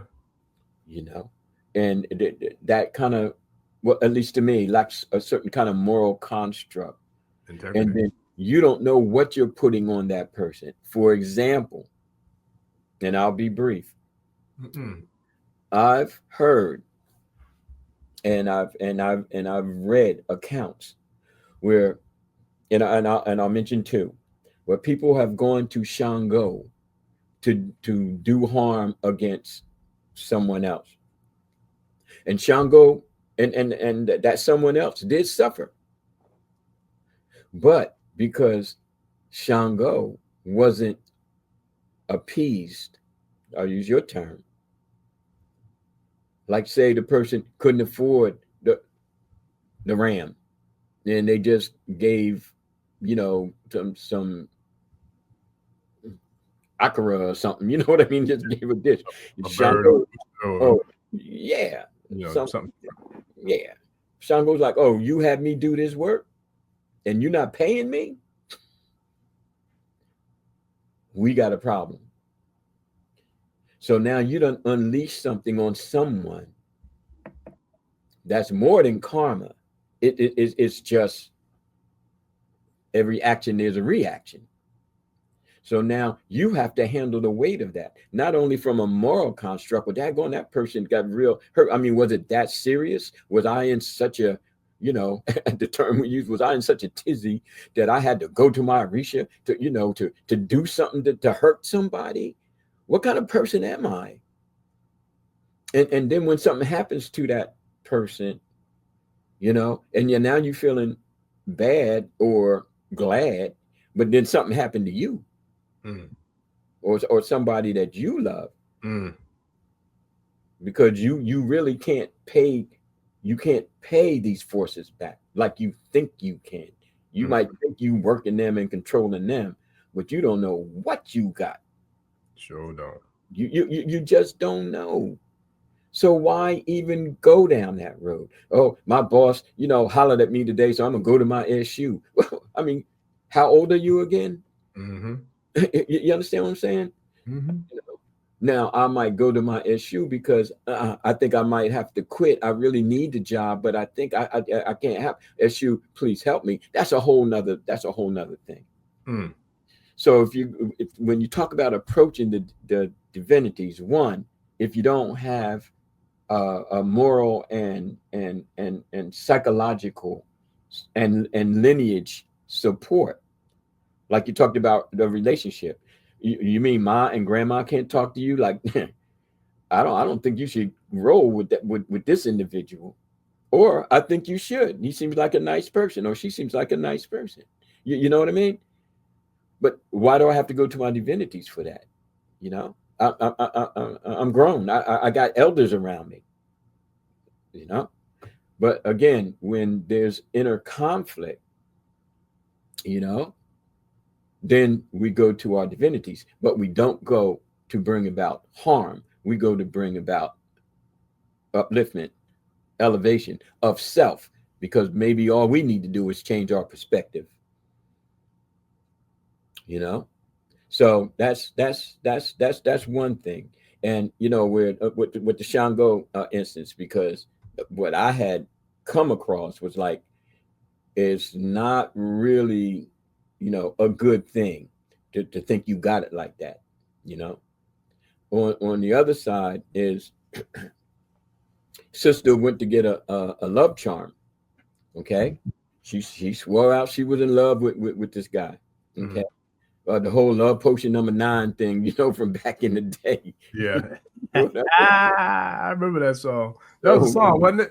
Yeah, love potion number 9. So she goes and gets the love potion from the hoodoo woman, you know, and you know the whole thing. I don't even want to mention what some sisters do, you know. I've heard some different things. Yeah, but got homeboy all wrapped up, you know what I mean? So they get married, you know, and you know, baby girls all happy, you know, well, the spell worked and this and that and the other thing. And then, you know, one day they have it out and he beats her half to death, you know, because what she was refusing to see were his triggers. What she was refusing to investigate, like you say, was his resume. Yeah. Okay, what I mean? But because, you know, she was in the moment, and my sister, I'm not trying to, you know, point fingers, because brothers, you know, get all wrapped up in forget to check the resume, and Yeah. you know, let's go to the doctor first. You know what I mean? Yeah. We just get all in it. Yes, sir. You know, be spelled, all right, and then regret. So even though, and then, you know, when the sister kind of recovers and now she's, you know, hobbling and going back to the root woman, talking about, you know, well, I came to you, you know, and you went to the spirits, and the spirits got me, and then he look how he beat me so bad. He and the older woman was like, I did what you asked me. You know, This is where were you not warned about this individual? Well, yeah, my grandma told me that I should slow down. Well, what? You want your money back? That ain't gonna happen. Okay. You know, you want your soul back? You already sold it. You know, why didn't you listen to your grandmother? You know, why didn't you do what you were supposed to do? Oh, because you was all caught up like that. You see? So uh short story long, you know, that's kind of the backdrop for why are we going to our divinities, and what state of mind, heart, and soul should we have when we do go. How productive do we think we're going to be if we just, you know, I got to go to my shoe, I got to feed this, I got to do that. And like I had one sister, you know, look inside your Ogun pot. You see everything that's in there. Yes, I do. Well, what does any of it represent or symbolize? I don't know. And so I directed her to the podcast that we had. I sure. Yeah. You understand? What was it on Warriors and Ochosi? Yeah. Yep. Yeah, I was those just were like, oh, well, now I'm starting to understand. Oh, well, see, 5 years ago when you got this, you're just thinking you can go to Ogun and Ogun's going to open the way, you know, or you can go to Obatala and Obatala is going to, you know, bless you and all that kind of thing. It's like, it doesn't work like that, people. That's why Ori is, you know, and your heart and your soul, you know, and that's why good people, you know, like right here, right now, you know, we're reshaping the world with Ifa and Ishesha. You know, we're not vomiting on the world, all of our vileness. You know, when we go to our Orisha, we go with humility and a certain love for them. Oh, and lastly, I brought up an instance about a movie I had seen, you know, back in the day. Because remember, I was going to the movies when movies were a quarter back in the day. I remember the dollar movie. Back in my day. Yeah, man, we would go to movies a quarter, 50 cents, and then had the White Castle across the street on Atlantic Avenue. Burgers. Okay. Oh, man, just back in the 50s and whatnot. But yeah, there was this one particular movie, and that's when all the vampire and the Frankenstein movies were coming out. Boris Karloff and all them wild, Bela Lugosi and all them wild people, you know. But there's one flick, and if for some reason it just impressed itself on my mind. You know how when you hold up the cross, the vampires and the wicked forces, they're supposed to back up. But in this instance, the people were holding up the cross, and the vampires, they were still swooping them up, and they were like, "Well, how come the cross not working?" You know. And the Dracula character was like, "It's not about the cross. It's about your belief in it. Your belief in it. And I just thought that was so deep that even, the writer who put that in there, because everything else was the cross, 99.9%. You hold up that cross, evil forces depart. But this writer was like, oh, I'm going to do something that's going to shake people up. That cross ain't going to be enough. It's going to be about your belief. That SU is not enough. It's about your belief. Those warriors are not enough. It's about your belief. Okay? Because it's your belief that lasts. They're there to assist you in strengthening who you are, not relinquishing who you are. Leave that for the Abrahamics. Okay? Strengthening who you are. It's not a one-way thing. It's a reciprocal kind of energy building, essence building, life building relationship that we have with our divinities, our elders, each other. You see? So next time you go to your Orisha, please keep this in mind. Please. We'll all be made better when we all do it. Ashe. No, that's powerful, Baba. And Coach made a strong statement too. He made it a while ago, but I wanted to wait to bring his to the floor because I wanted to comment. I wanted to go deeper in depth with what his statement was. But he made the statement where we were talking about pretty much like karma. We were saying about people who was doing work against other people or divine, and for people without their consent, things of that nature. How that can. I feel like that would bring some karma back that you probably ain't gonna want. Because you're doing things that you probably shouldn't do. But he was saying how he doesn't want the ashes to blow back in his face. But that's a real comment, and Kosi. And if I'm not mistaken, Baba, you actually have a proverb in the handbook that even speaks exactly to that. I think it's something along the lines of it, like what you throw up sand back in the face of those who throw them. Yes, sir. And I got one that's very similar as well. And I learned this from another elder, and she was teaching me about, the same thing, same kind of like the same principles that you're teaching us about now. She was telling me that, in the beginning of my journey. And I recall she was like, don't ever, do any work intentionally or negatively towards somebody. She was like, because that at that point, now you done drove off and took the exit from the highway of ISE EII and Orisha, and you done drove onto the exit of witchcraft and black magic and sorcery by doing those types of things. She said, and to drive the point further home, she was like, that's the equivalent of walking up to a big pile of dog dung and picking it up and throwing it. She was like, yeah, you can hit the person you mad at with that, but it's going to take a long time to get that off, if you ever get that all completely fully off your head. And I'm like, boy, if that ain't a metaphor, boy, that's going to make it hit, man, for real. So, that's real deep right there.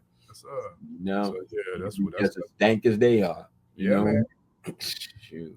Yeah, because it's like pretty much putting your spirit. The way I took it from her, it's like putting your spirit or auric or soul body, in contact with that ish, with the dung, you know what I'm saying, with the manure, because it's like spirit don't, you know what I'm saying, spirit can see all, know all, hear all, be all. So it's like you can't just, even though you wash your hand off from having that manure on your hands, that don't mean that your spirit got cleaned off from having that. You know what I'm saying? So I was like, man, that's deep.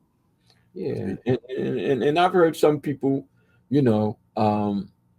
state quietly, or imply. Well, so then, what's the purpose? Why even be in, Isheshe if I can't use these powers, to slay my enemies? If I can't use these powers to get what I want. And I'm like, well, first of all, who are you? And who is it that you consider an enemy, and why? Okay.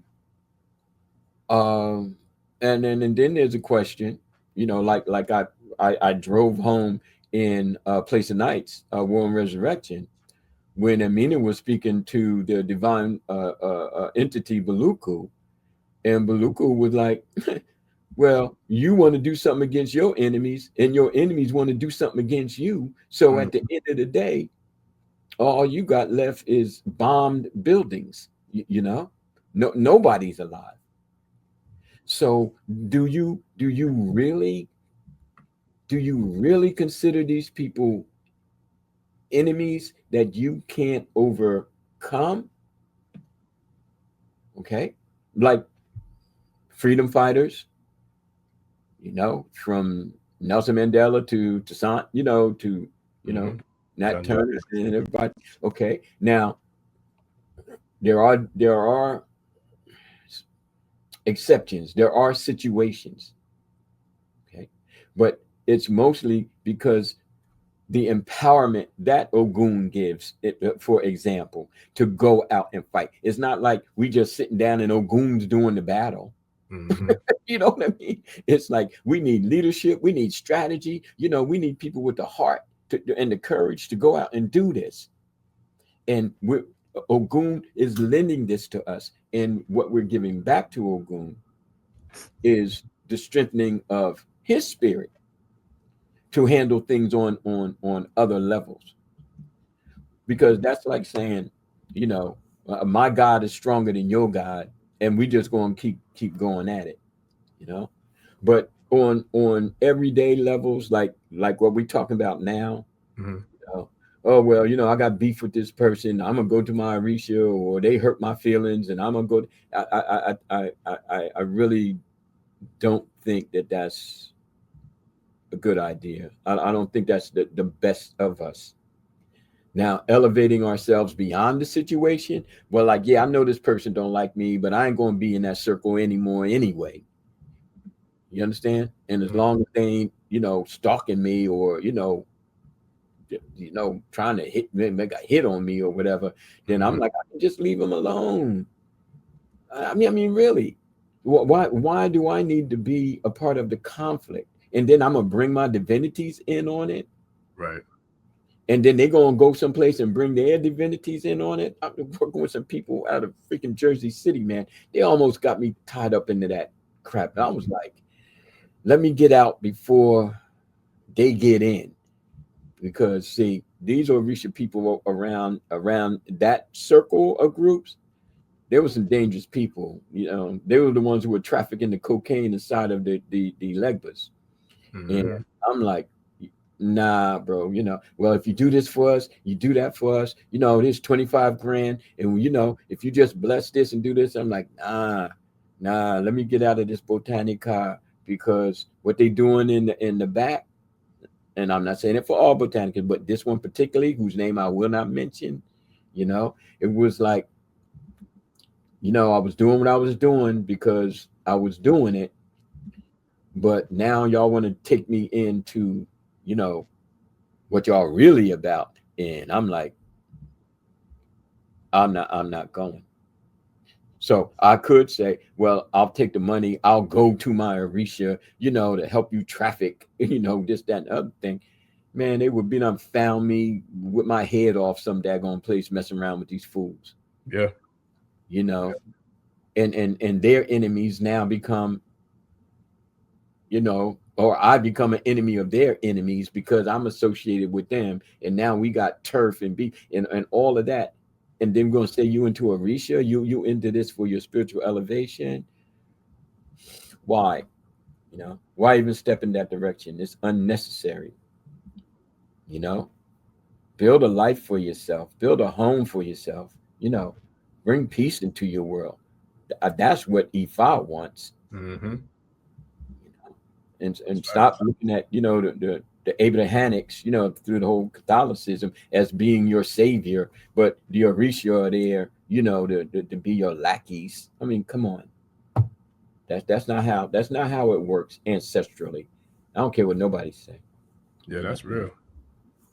No, that's definitely real. And the comments are going ham a little bit. I'm trying to bring them up in timely order.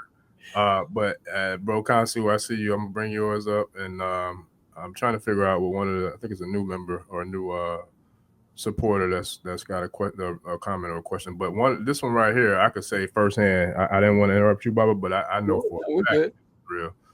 Chiquita says she has seen unseen hands politely put on someone after she heard spirit tell her to keep her hands to herself. Exactly. Literally, that I've seen that, Chiquita. I don't know how many times, to the point where I've had family members ask me, did I do something, because See. they knew of certain situations where people got dealt with. And I was Mhm. like, nope, I ain't do a thing, because I don't have to.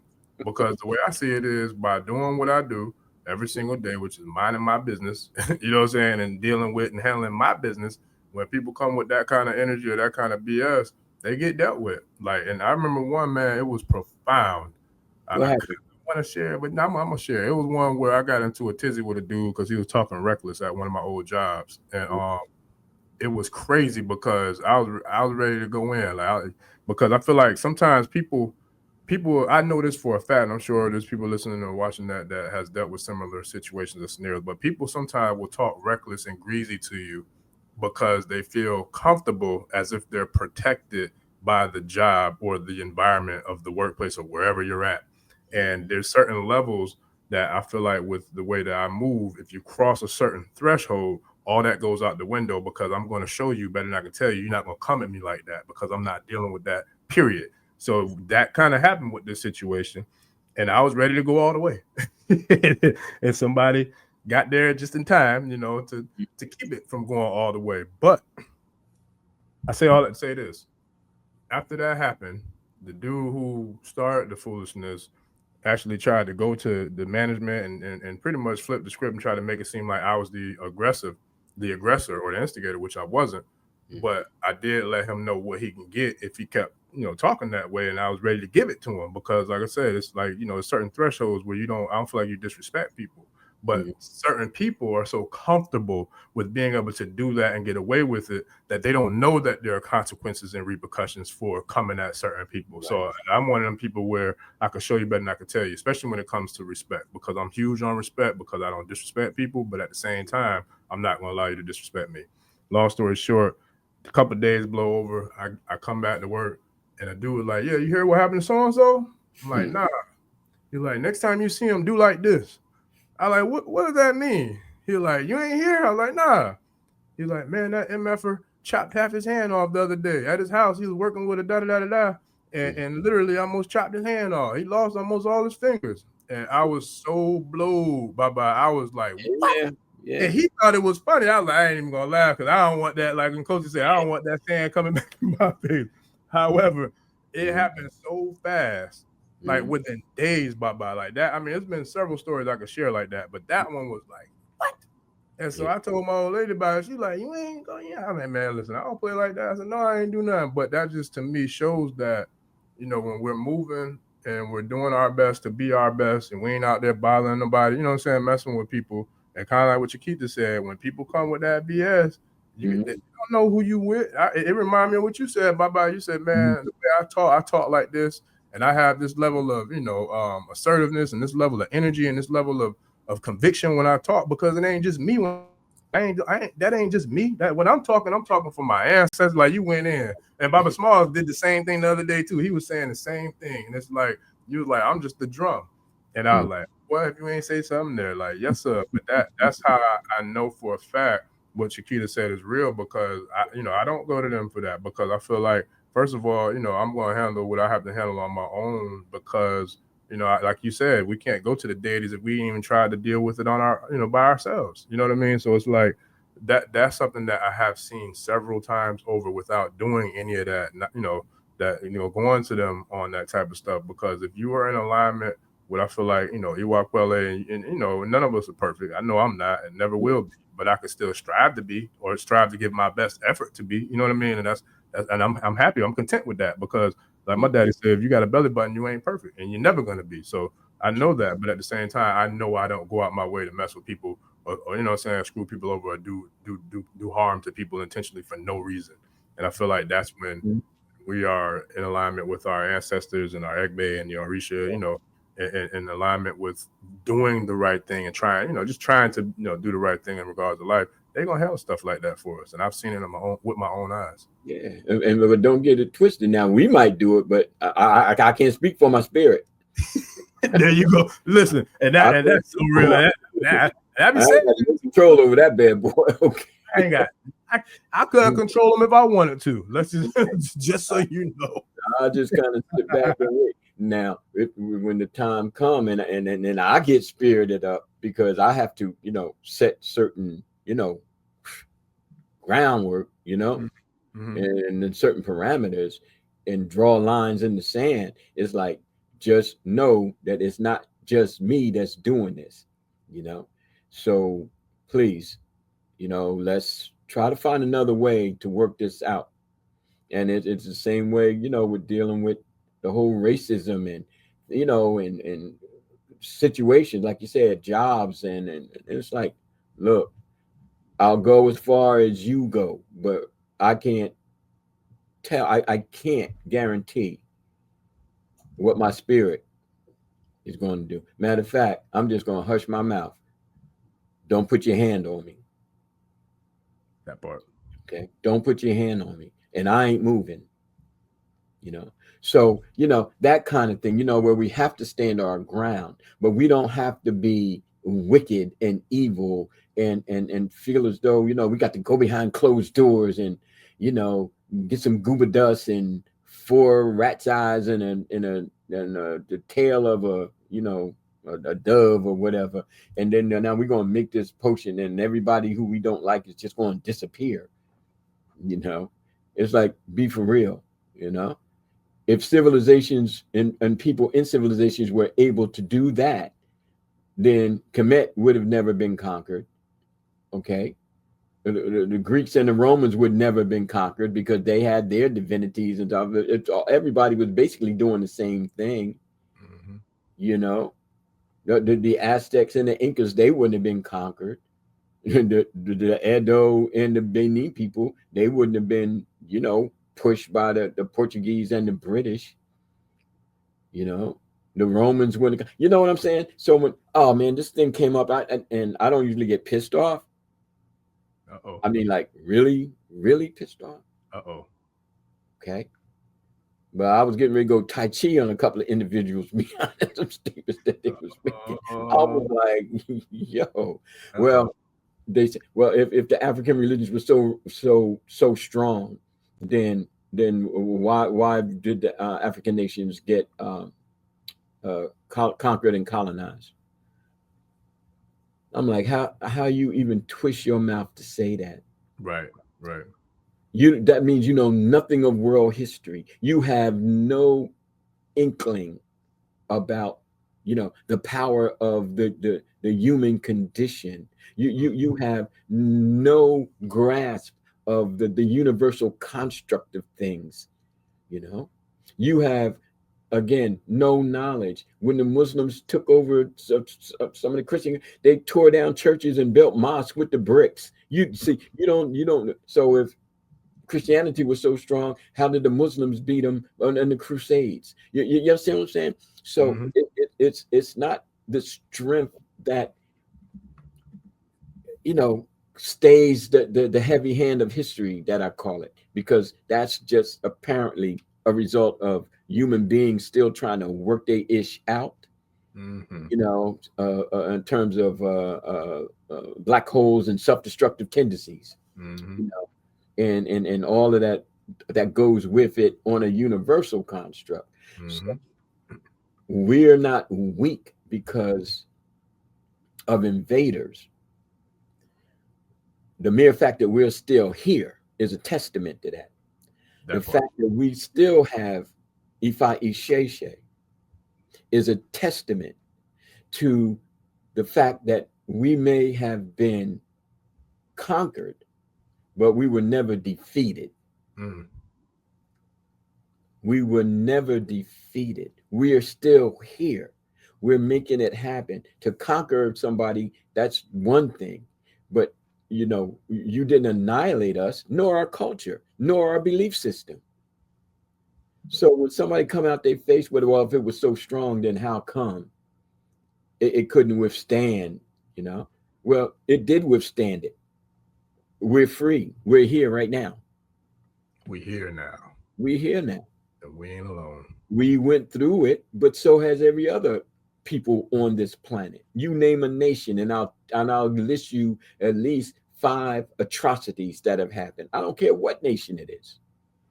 If I'm not mistaken, Baba, you addressed that, and I don't know if it was 1 of 3 books, either Global Perspectives, Imoye, or was it Elder Reflection? You addressed that in one of them. I can't remember which one. Global Perspectives. I went in on that because it's like we got to wake up, people, you know, and stop seeing ourselves as the defeated. We're not defeated. Mm-hmm. You know, nations conquer all the time. Mm-hmm. You don't think this nation can be conquered? Okay, and people didn't try. That means you don't know much about World War II, you know, because if it had just been a little bit different, then we would all been speaking German at this point. Small just was just talking about that too. Hitler made a mistake. Literally, I'm telling you, man, y'all all be saying, like, y'all be on it. Because we lived through it, man. We lived through it. We know. He and I are about the same age, and we were in the same circles at one point. Oh yeah, he knows your work. You know, and love and respect you. I look up, and there he is. We on the same lecture thing. You know what I mean? So it was all good, you know. But I'm just saying all that to say that we can become stronger once we wrestle with and pin down that which makes us weak, disjointed, not united, having no goals, having no strategies, having no trust and real.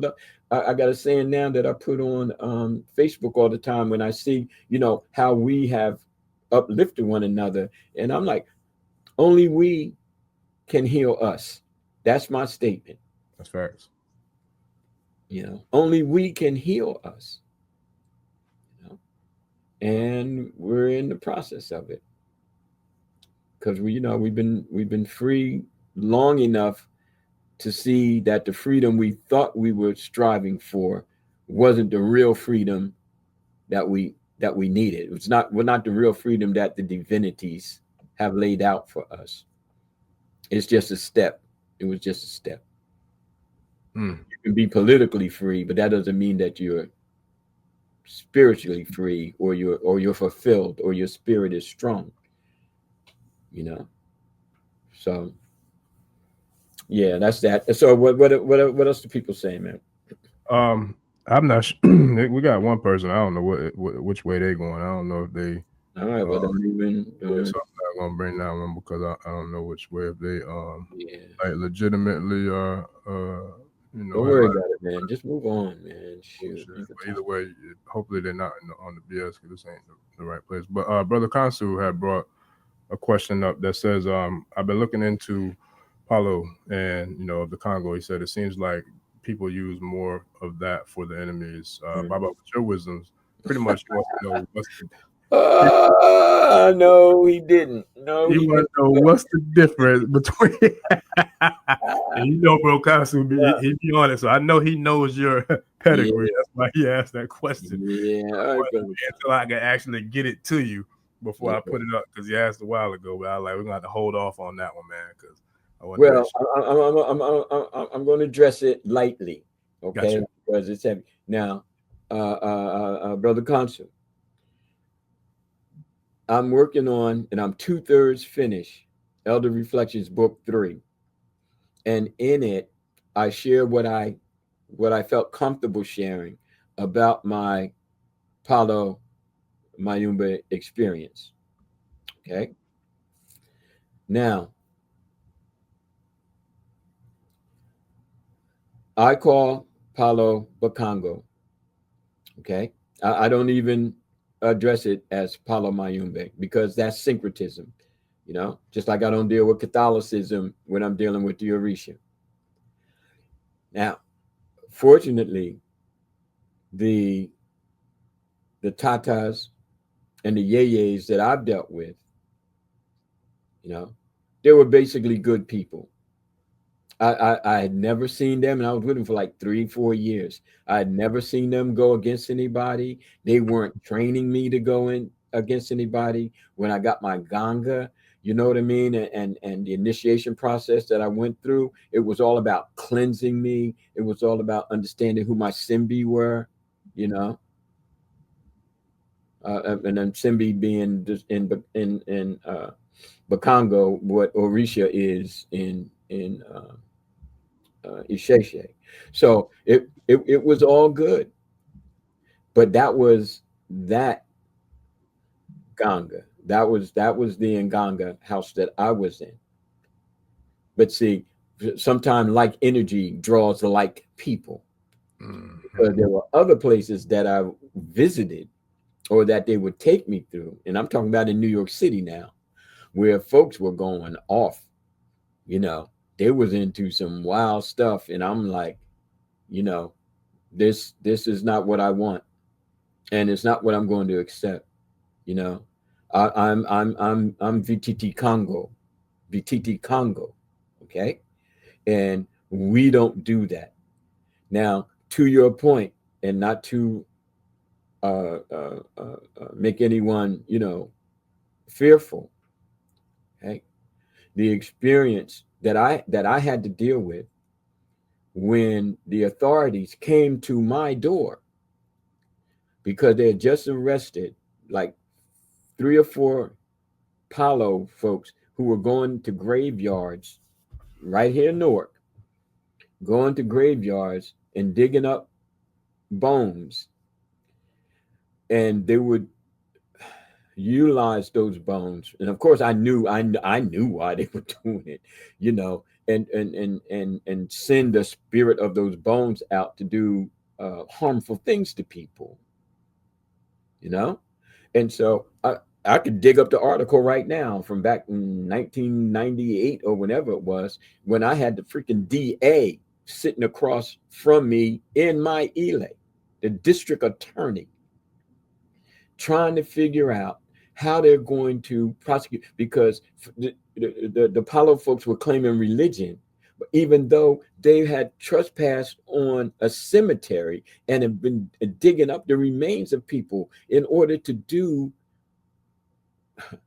things against their enemies, you know, be they real enemies or imagined.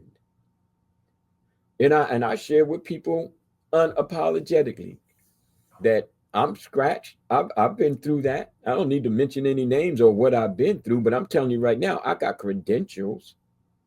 Okay. And not everybody does that. And B, as far as Bakongo, we may have kept the bones of our ancestors, like we would bury our ancestors in our homes, but so have Paris. You got a whole undercity where they got the bones of dead people. You have monasteries where they have the bones of people. But that doesn't mean that everybody who knows those bones are there are going in trying to use the bones for wickedness, you Yeah. know. So it's not Our about knows what's buried in the Vatican, by the way. that part. Even they say they have the head of the skull of John the Baptist. Can you say it again for the people up in the sky? Yeah, Okay. yeah, Right. yeah. And I laid that on them too. But thank you for, you know, for bringing that in. You know, so it's not about the bones.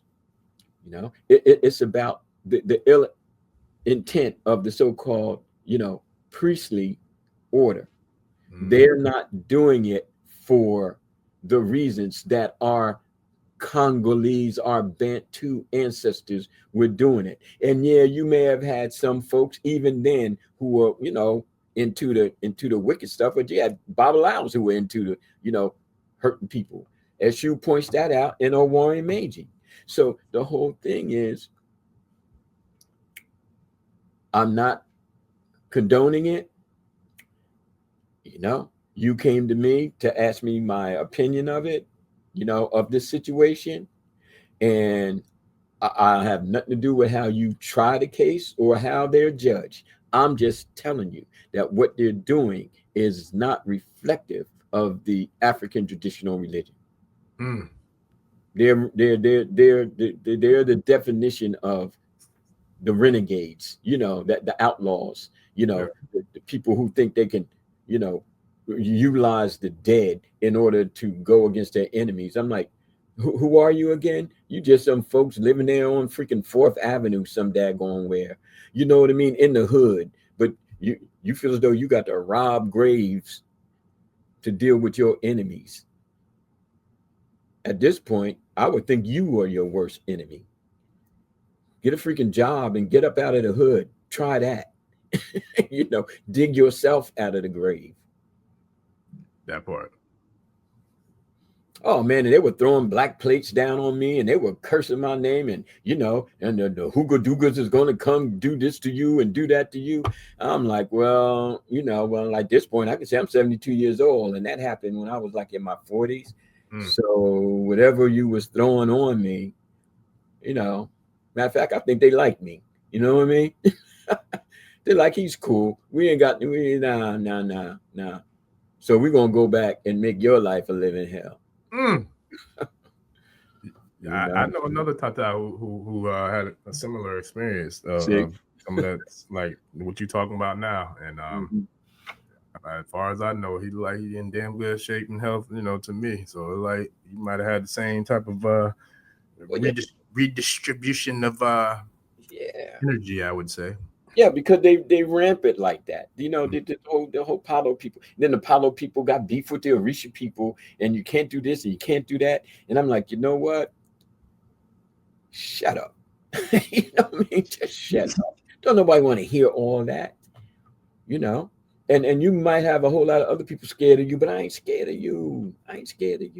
We're gonna do this and we're gonna do that, and you shouldn't have did this, and why are you standing up for the for the law and all that kind of stuff? I said, because you robbed, you went into a cemetery that's predominantly black, and you took a grave, you took somebody's grandfather's bones, you took somebody's wife's bones. That's the problem that I have. I don't give a shit about none else you're talking about, but you went into what I consider sacred ground.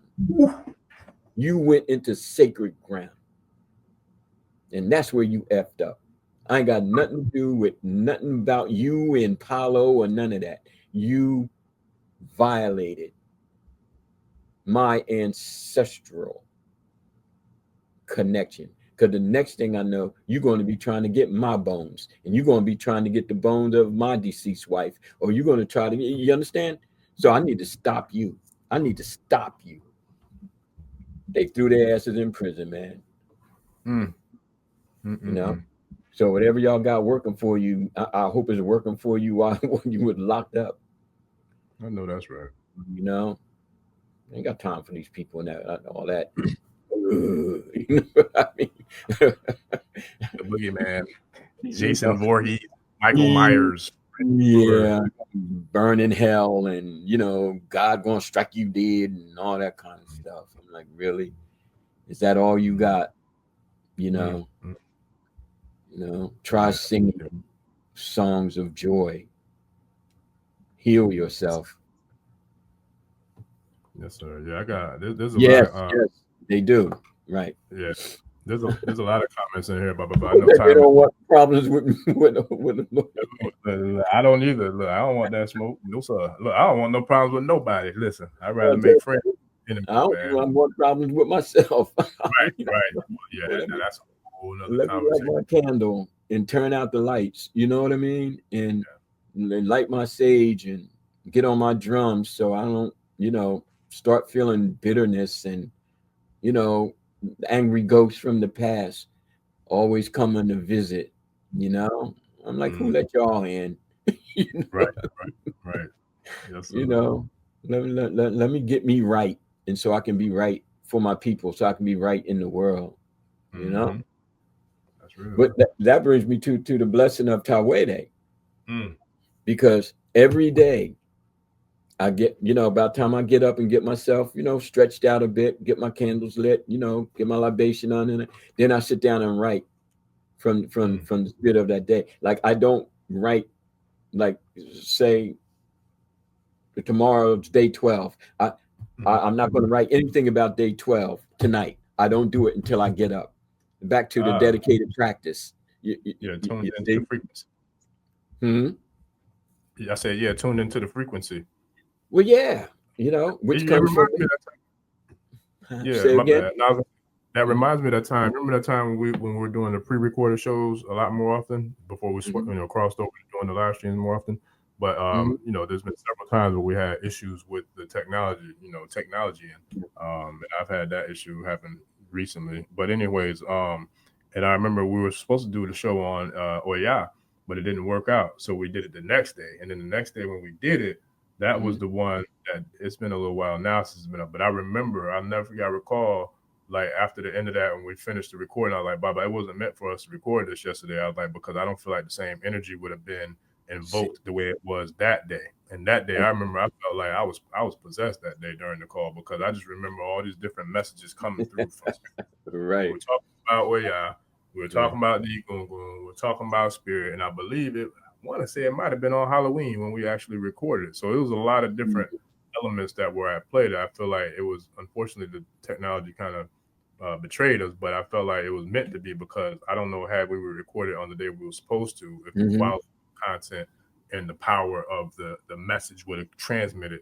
the way that it did that day. So I definitely get where you're going with that. I didn't mean to interrupt, but I just no, it's right on point, brother. Because then sometimes like instead of, oh well, it didn't happen, we planned it to happen, you know what I mean, and I'm like, well, I got these messages rolling around in my head. It's like 2-3 o'clock in the morning, and I'm like, no, I'm not writing down anything until the sun come up and the spirit of the day comes in, and then I said, well, okay, let me review the Vodou, let me bring in my experience, and let me pick out 1 or 2 points, and then I'm just gonna go. I'm just a drum. Okay, and now we're rolling up to day 12. Otura Poon, and then it's just Otura, Irete, Oshe, and Ofun. Next thing you know, we're going to look up in our 16-day Iwakiri, our spiritual journey will be over, but just beginning. Yeah. Because now we have to carry those epiphanies, those revelations throughout the year until the next Tawhid Day. So I'm going to use all of those epiphanies, all of those revelations, all of the Orumila talking to me, as a part of the classes, a part of the course, a part of the dialogue that we're going to have.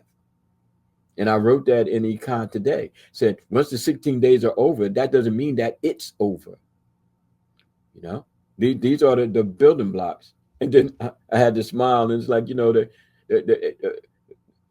people be preachers for 50 years reading from the Bible, the one book, for 50 years. And then the preacher to come in, take the same book and read from it. Same messages, same. Yeah. Okay. Now, what we're doing is establishing our library, our vastness, so that it's not just one book, but every book is a piece of a puzzle. That once people start, okay, well, I read the journal, and I already read Elder Reflections, so I already started writing. So now I'm going to put this piece to that piece, and then start piecing together all of the work that, in this instance, you and I are doing, and then everybody's puzzle is going to look different, but it's going to be components of the same pieces, and that just, I mean, I'm telling you, that just does something great to me, to be able to see basically how Chachita puts it all together, and then Oshuniyi puts it all together, and then Brother Kansu takes it all together, and then Nkosi takes it all together, and they're all components of what we have, but everybody's puzzle It's going to be uniquely theirs, Yes, sir. you know, as opposed to trying to make everybody, you know, look the same and everybody do the same and everybody be the same. Mm-hmm. Yeah. Why were we born so uniquely if we're just going to be herded like sheep and cattle? Yeah. To Conforming to the masses as sheeple instead of people. oh, yeah, right, the sheep. You know, no, that's a real thing, Baba. Yeah. It reminds me of you know, the journey, our journeys, how all of our journeys are independent and unique, Yeah. just like fingerprints. So, for example, you remember the other day we was talking. I can't remember what we were talking about something, but I recall. I think I do remember now. We was talking about some of the content and how I switched up one of the pieces of content and sent it to you. But anyway, it reminds me of what I shared with you when we were talking about that is how art, you know, the world of art, and you know, I can look at a piece from Leonardo, you know, the Da Vinci, and say it look like doo doo water, you know, but then you know I could possibly look at a piece from Basquiat and say it's a masterpiece, you know what I mean, and vice versa. So it's like that's how, you know, like they say, beauty is in the eye of the beholder. I mean, our journey is in the spirit of the holder, of the ashe. You know what I mean? So as long as we're doing it with integrity and working to strive to accomplish and develop Iwa Pele, then the journey is the journey. As long as you stand in bounds and in the confines of morality and integrity, then you know what I mean, you do what works for you. Because what works for me might not work for the next person. What works for Baba might not work for me. You know what I mean? And vice versa. So but at the end of the day, we all can still benefit from looking at another artist's work, because for Right. me, I look at other YouTube channels all the time because I want to see where can I get better at? What can I do, you know, differently? What can I, you know, there's just so many different things that I use. And I always look at people who winning because that's motivation for me. I Yeah. always make sure I hit the like button because that's support to me. I make sure I hit the subscribe button because before I was a YouTube, you know, creator, I didn't know how much that meant. But now that I know, Yeah. I go out of my way to do it for the other content creators and other channels that I follow because that's support. You know what I mean? And I know that we spoke about this earlier. There's still more people who watch this channel that aren't subscribed than there are that are. But I found out after hiring another a YouTube coach now, it's like that's just part of the process. Yeah.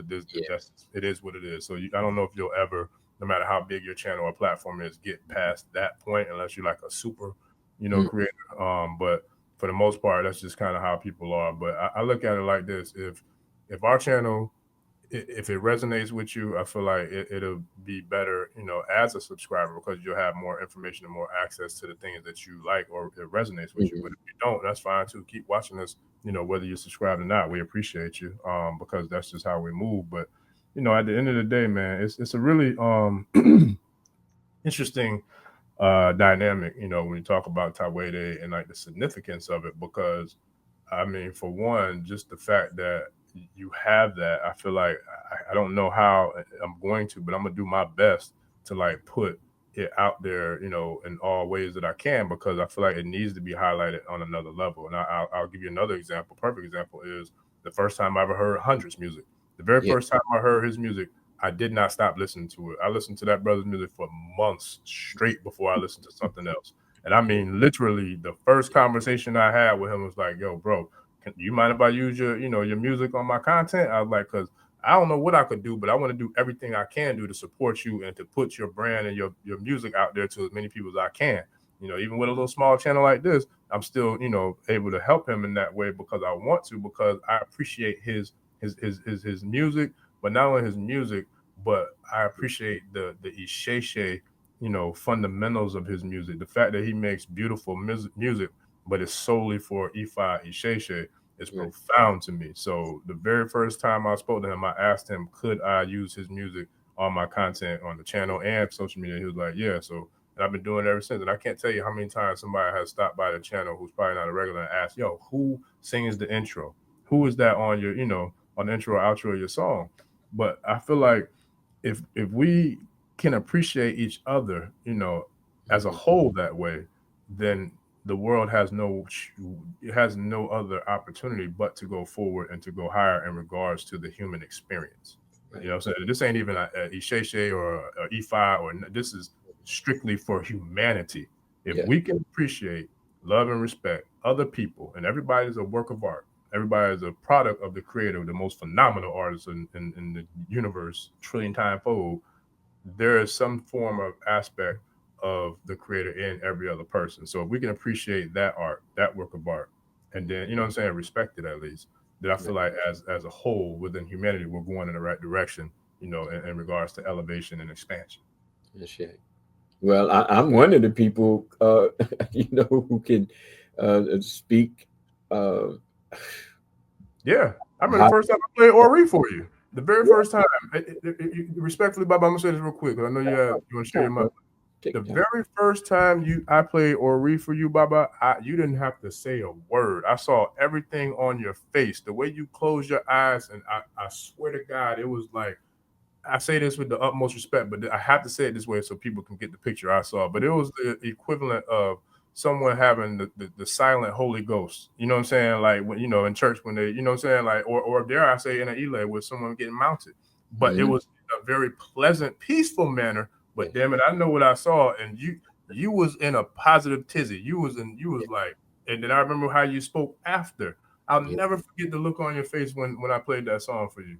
And so, and that's how I felt with working with some of my clients with doing divination. Like, because to be able to deliver a message to someone where you know it resonates with them to the point where I've had people get emotional. But I love that because I know I did my job and I did my job the right way for the right reason.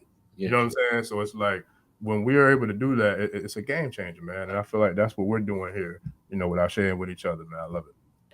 So I'm going to drop this because, you know, going into 2025, we're going to have that audio book out where 100, you know, is the music, you know, under it. And that's an innovative project within itself. Yes, sir. So good people, you know, we have taken the novel, A Place of Nights, War and Resurrection, and, you know, with Baba Orisha Bami's guidance, basically, you know, I've taken his advice and got the audiobook for the first season, okay, which is the prologue and the first 3 chapters of the book, and so as an audiobook, you know, people will be able to download it, you know, just like they download the PDFs, you know, from the funnels. Okay. And with the music to it, it's like you're watching the movie inside your mind, because the music is literally the score for the work, and the work is being read, and so you know you're gathering it, and those who are a little bit more visual will start to see the pictures as a teaching tool. It will be, you know, sketch something out.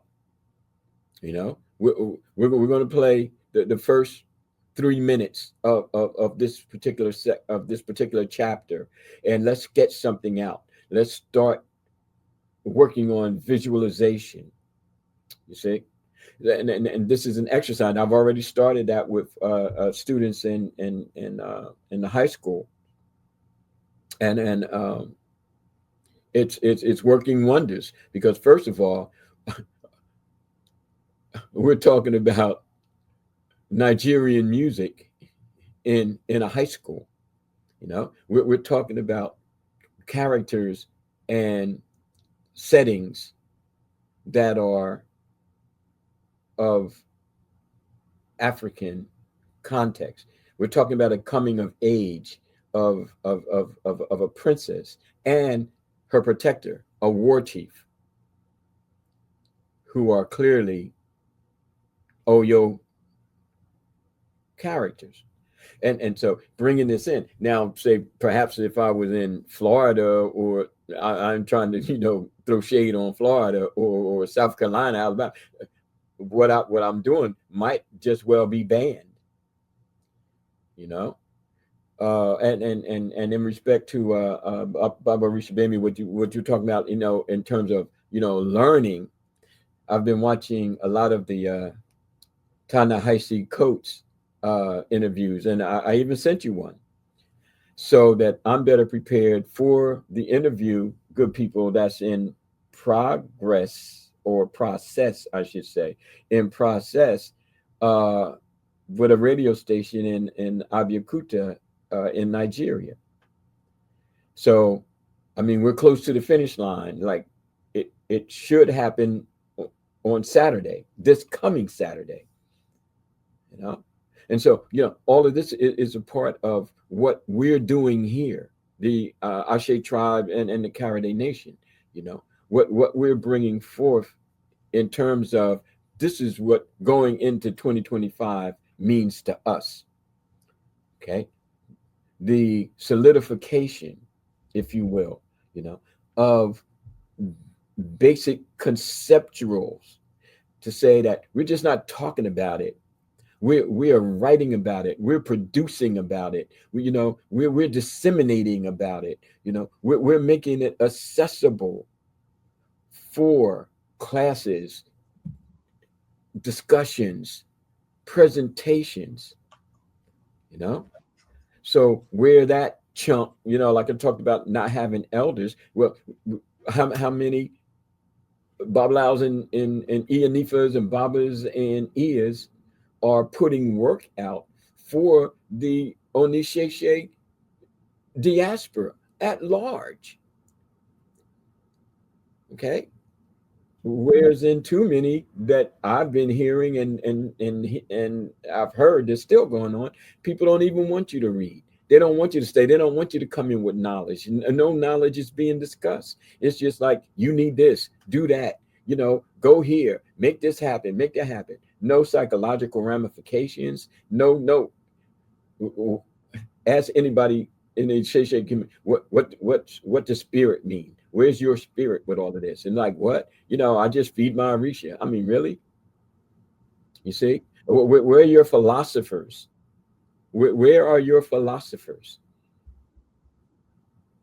And I'm like, I'm right here. Somebody call my name. Okay. Yes, sir. I can be a philosopher within the context of Ifa. And I've studied individuals who are philosophers. Okay. To whatever degree. These elders who have now taken Ifa to a philosophical, we're going to study life. We're going to study living. Okay. And we may have our Orisha, and there's people who need to take care of that. That's cool. Like we were saying, everybody on the ship it is not, you know, fulfilling the same role. Yeah, the same role. But we need everybody in But order we for the ship need to sail. everybody. Period. And who are we looking back towards when we talk about our ancestors? Are we just looking at, you know, cotton fields down south, you know, or are we looking at the Benin Empire? Are we looking at the Edo? Are we looking at the Oyo? Are we looking at the Great Wall of Zimbabwe? Where are we looking when we talk about our ancestors? Mm-hmm. You know, and how are we looking at them? We need philosophers. You know, that doesn't mean we're denying Orisha. It means that we're seeing Orisha as life givers, not just life doers. Mm. You know, but Yes, sir. again, different pieces need to fit together, and then people at different ages, you know, go through different things. But when you don't have any elders around to kind of assist you in that process, like you were talking about, having uh, the sister elder who was assisting you with tips, Yeah. Yep. how Yep. much My more cousin. you gain from your relationship with her. Invaluable. You can't put a And price on what, you know, that. Yeah. You can't put a price on it. but And it was for free because it's family. But at the same time, let's just, okay, let me, in regards to that, Baba, at the same time, I was blessed to have her be my mentor with my first author mentor, right? mhm, That was in like 2014 or 15, I think, when I was writing that book. But anyways, since that time, after the book came out and all that, after the COVID thing, when my public speaking business got halted, that's when I had to go back to school and learn more about business. And so since that time, I think it's fair to say that I probably invested in the anywhere from 40 to $50,000 worth of business coaching that I've invested in regards to joining coaching programs and different business communities. And the beauty in that is, ever since I've done all of them, I've learned a ton and I've gained a ton of experience and a ton of knowledge, in regards to all things business. Well, not all things, but different industries and business. Yeah. But the most important one that I learned was the marketing, and I never knew how important marketing was in business until COVID shut down my business, because I was blessed to have every week a speaking engagement, sometimes multiple per week.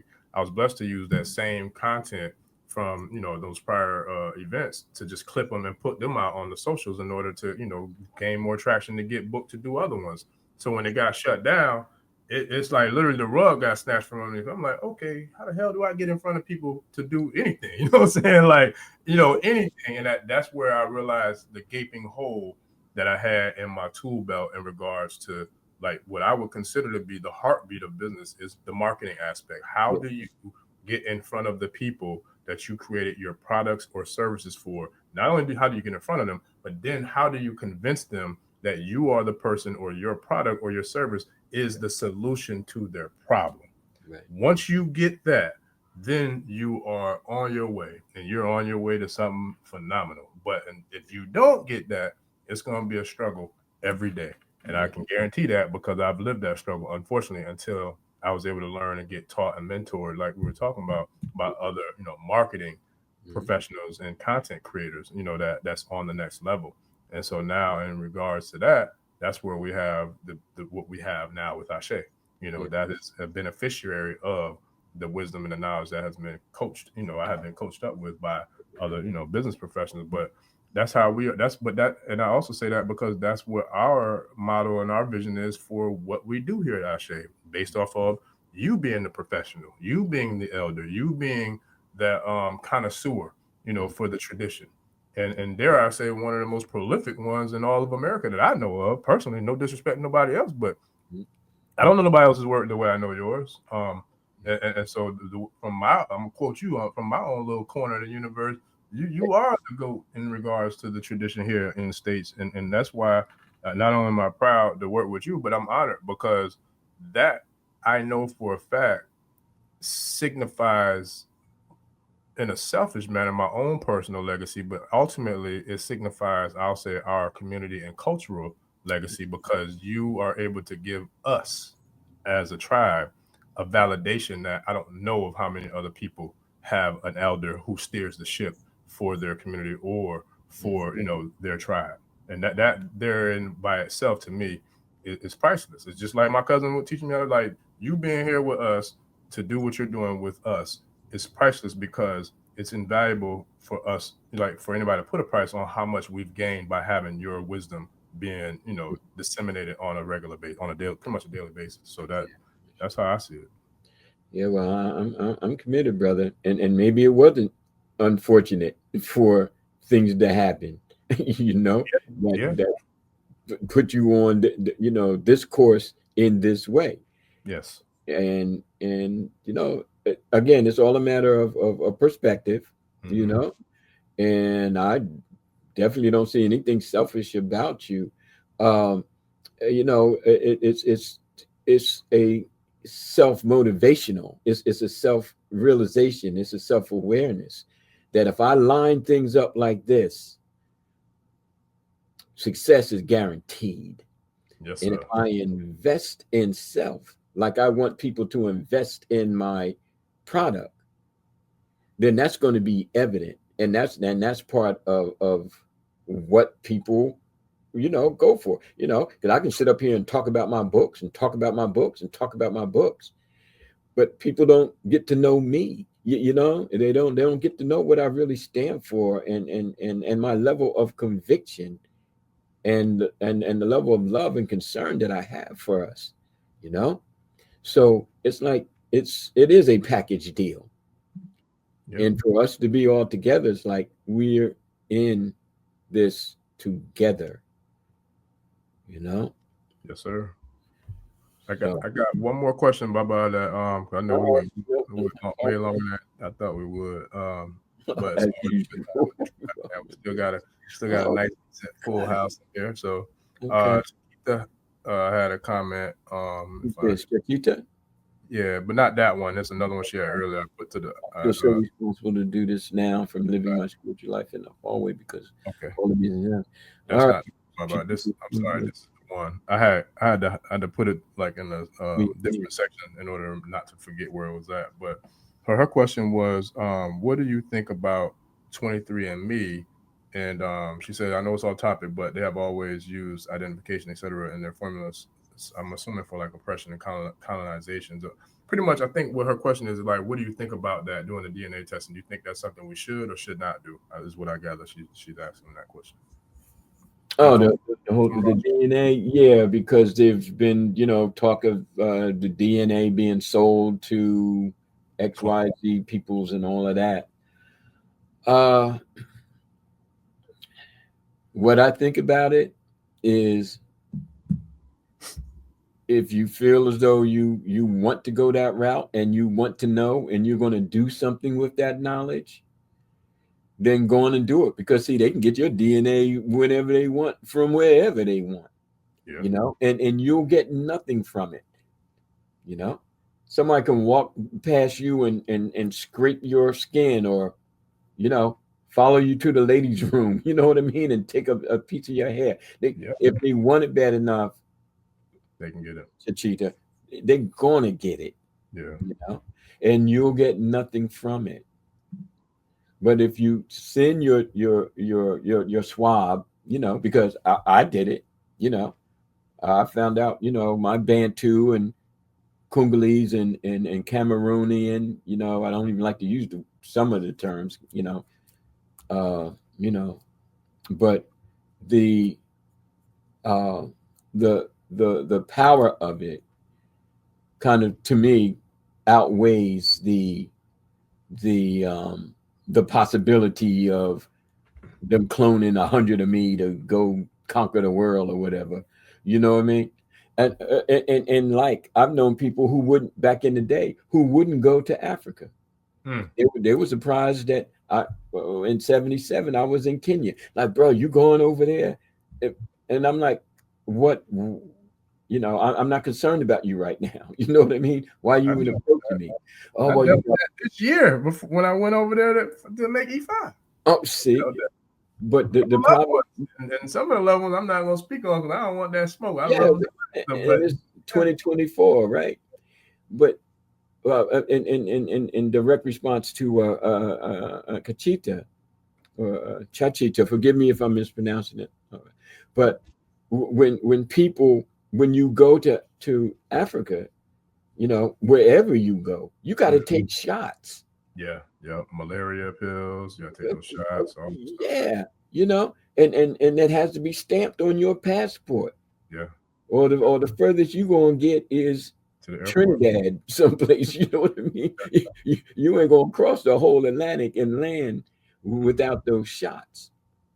So my point is, for all of the riffraff that I had to go through, basically in terms of the down brothers, why you join the military, why you going to Africa, they're going to take your blood and they're going to do this and do that. And then I would have been like, oh yeah, you're right. I'm just going to sit here and wither and die in the ghetto, and have no global experience except going to Europe where you don't have to take shots. Now, isn't that interesting? Okay. So no, I'm going to take the shots and I'm going to go. None of your business. I'm out. Okay. Why are you trying to,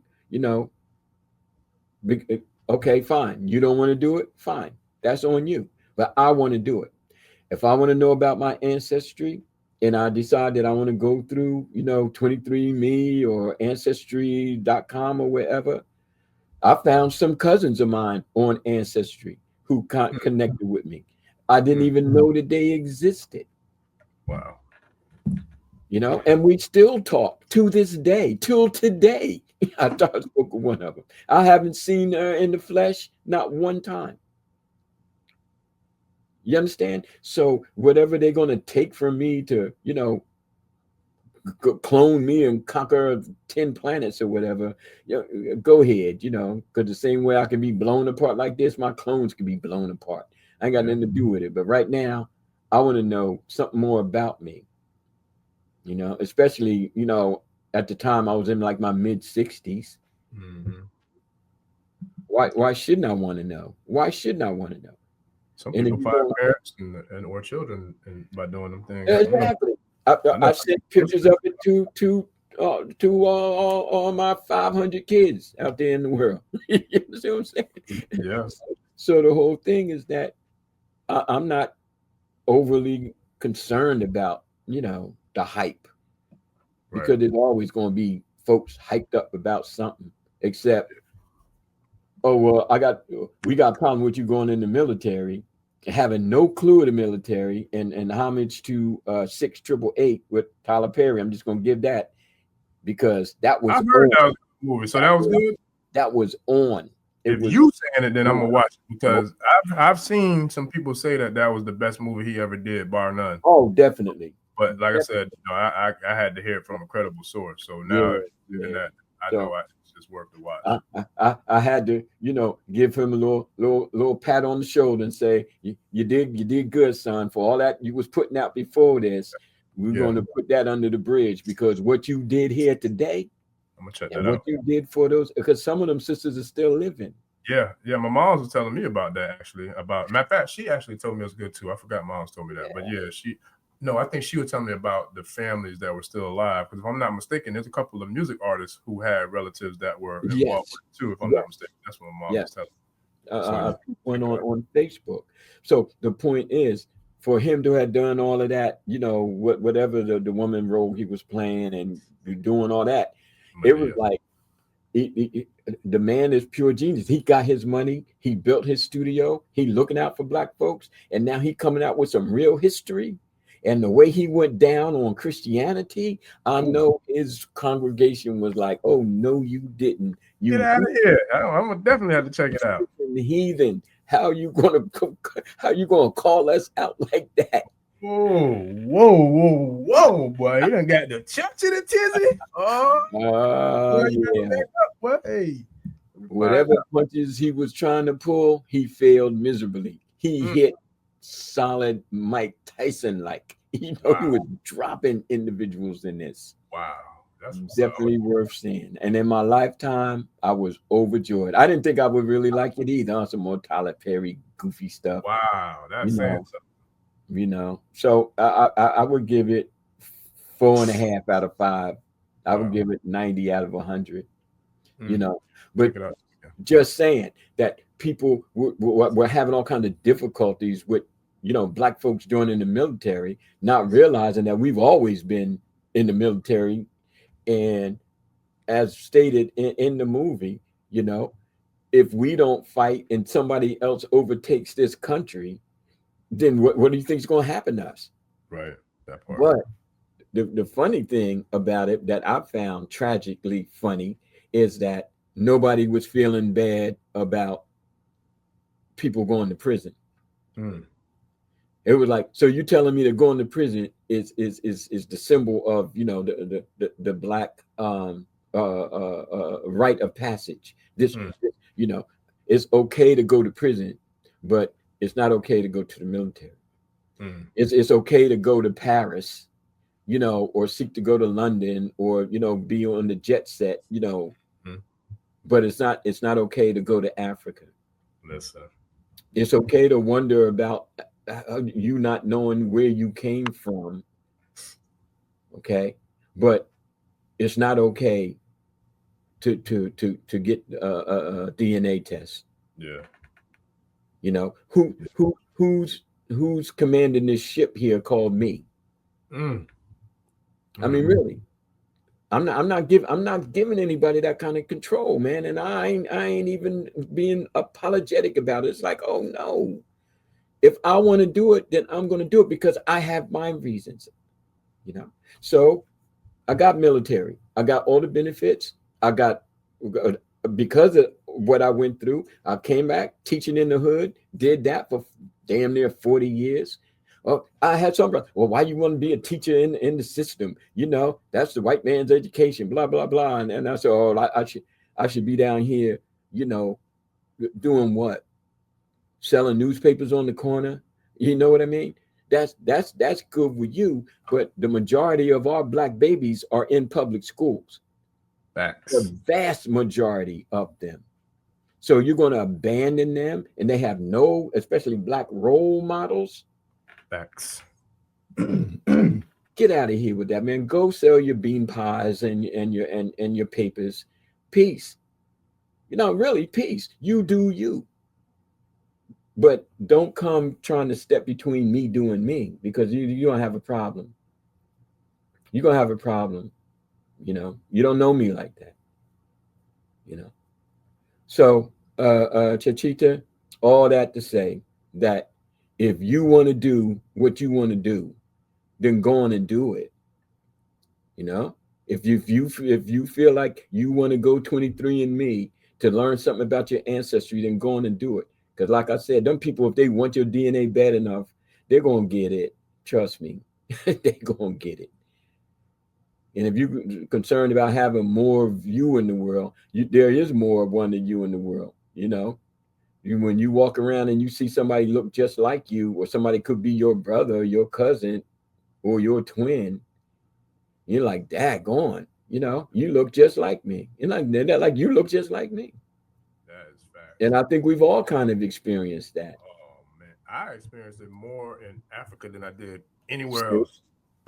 Anywhere here in the States. When I was over there, man, it was unbelievable. One of the brothers I took a picture of the brother, man, because he looked so much like one of my homeboys. Like, I mean, literally, he looked so much like him, Baba. I had to take a picture because we call it chewing. I don't know what they call it nowadays. I think they call it snapping, or, you know, when you're talking about somebody, I don't know, they call it snapping, or I can't remember what the word is up to today, but we used to call it chewing. So like we grew up, all of us from elementary school, chewing each other, right? So I saw this dude, I took a picture, and when I sent it to the brother who he looked just like, he couldn't do nothing but laugh. Normally he would have chewed me back, like he would have had some comeback, but he just chewed before I got on the podcast. I said, man, come on the live stream. I said, I'll chew you on there too. Shout out to my boy T. But anyway, but man, I sent that picture, Baba, he couldn't do nothing but laugh. Like, he looked at it, he just laughed, because like he knew the dude looked just like him on the other side of the world. It was profound how much he looked like this dude. But Right. that's real. That is real. That's deep, man. Yeah. So yeah, so come on, people. You know, let's put on the big people clothes and, you know, kind of embrace our spirits and do what we are moved to do. And, you know, we can take other people's, you know, whatever's, you know, but at the end of the day, we have to determine.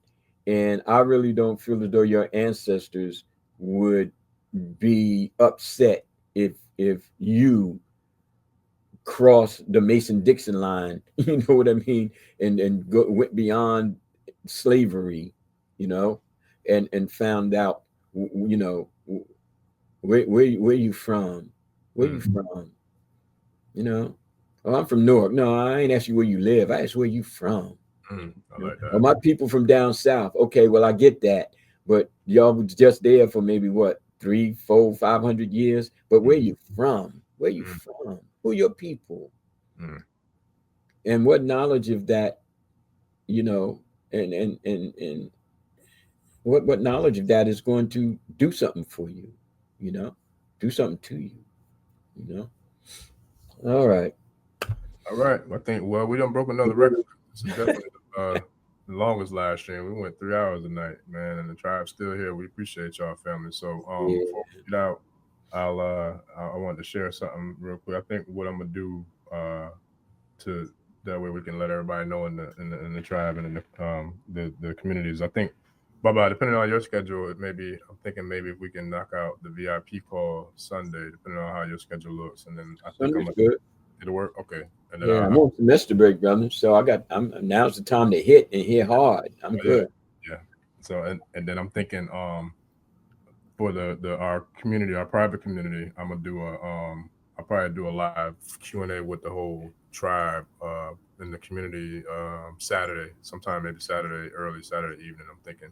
So I'll put the exact times and the links to the Zooms in the community tab in the YouTube channel, as well as the other two platforms, Patreon and the African Spirituality Experience.com website. So I got to merge um, all three communities into one, and I'll go over that during our calls on Saturday and Sunday, family, on how to try to best figure out the way to consolidate, so have everybody in one central location. However, for the YouTube members, we may have to keep you guys in two different communities in order to have the access to the badges and the different things that we have for the live streams. I'll probably have to just, somehow, some way, grandfather y'all into the African Spirituality Experience website community, so y'all can have access to everything, on YouTube and in that one. And then, yeah, but either way, we'll get that taken care of, in the very near future. But with that, man, I appreciate the love, the support. I appreciate all, the new subscribers, the new people who've been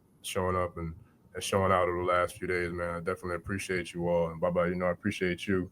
And I got a lot of work to do, for what we're working on once we get off here. So with that, do you have anything else for the tribe you want to share on the way out, Baba, on this 12th day? No, today is 11th or 12th day of 11th. Sorry, Yeah. 11th day of Tawhid. We close 58 minutes from the 12th, but on this 11th day. You about there. Yeah, man. On this 11th day of Tawhid. Yeah, but just simply just keep journeying forth. That's it. This is not a fashion statement right here, right now. This is some hard work. We crossing deserts and climbing mountains and swimming oceans and crossing rivers and carrying on.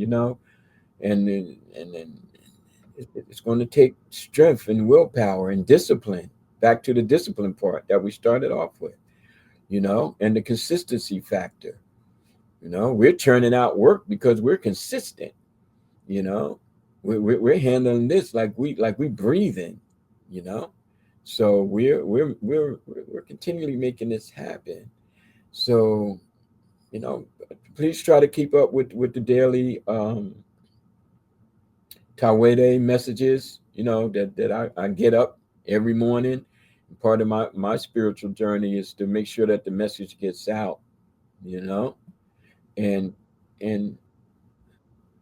let's just continue to learn and grow.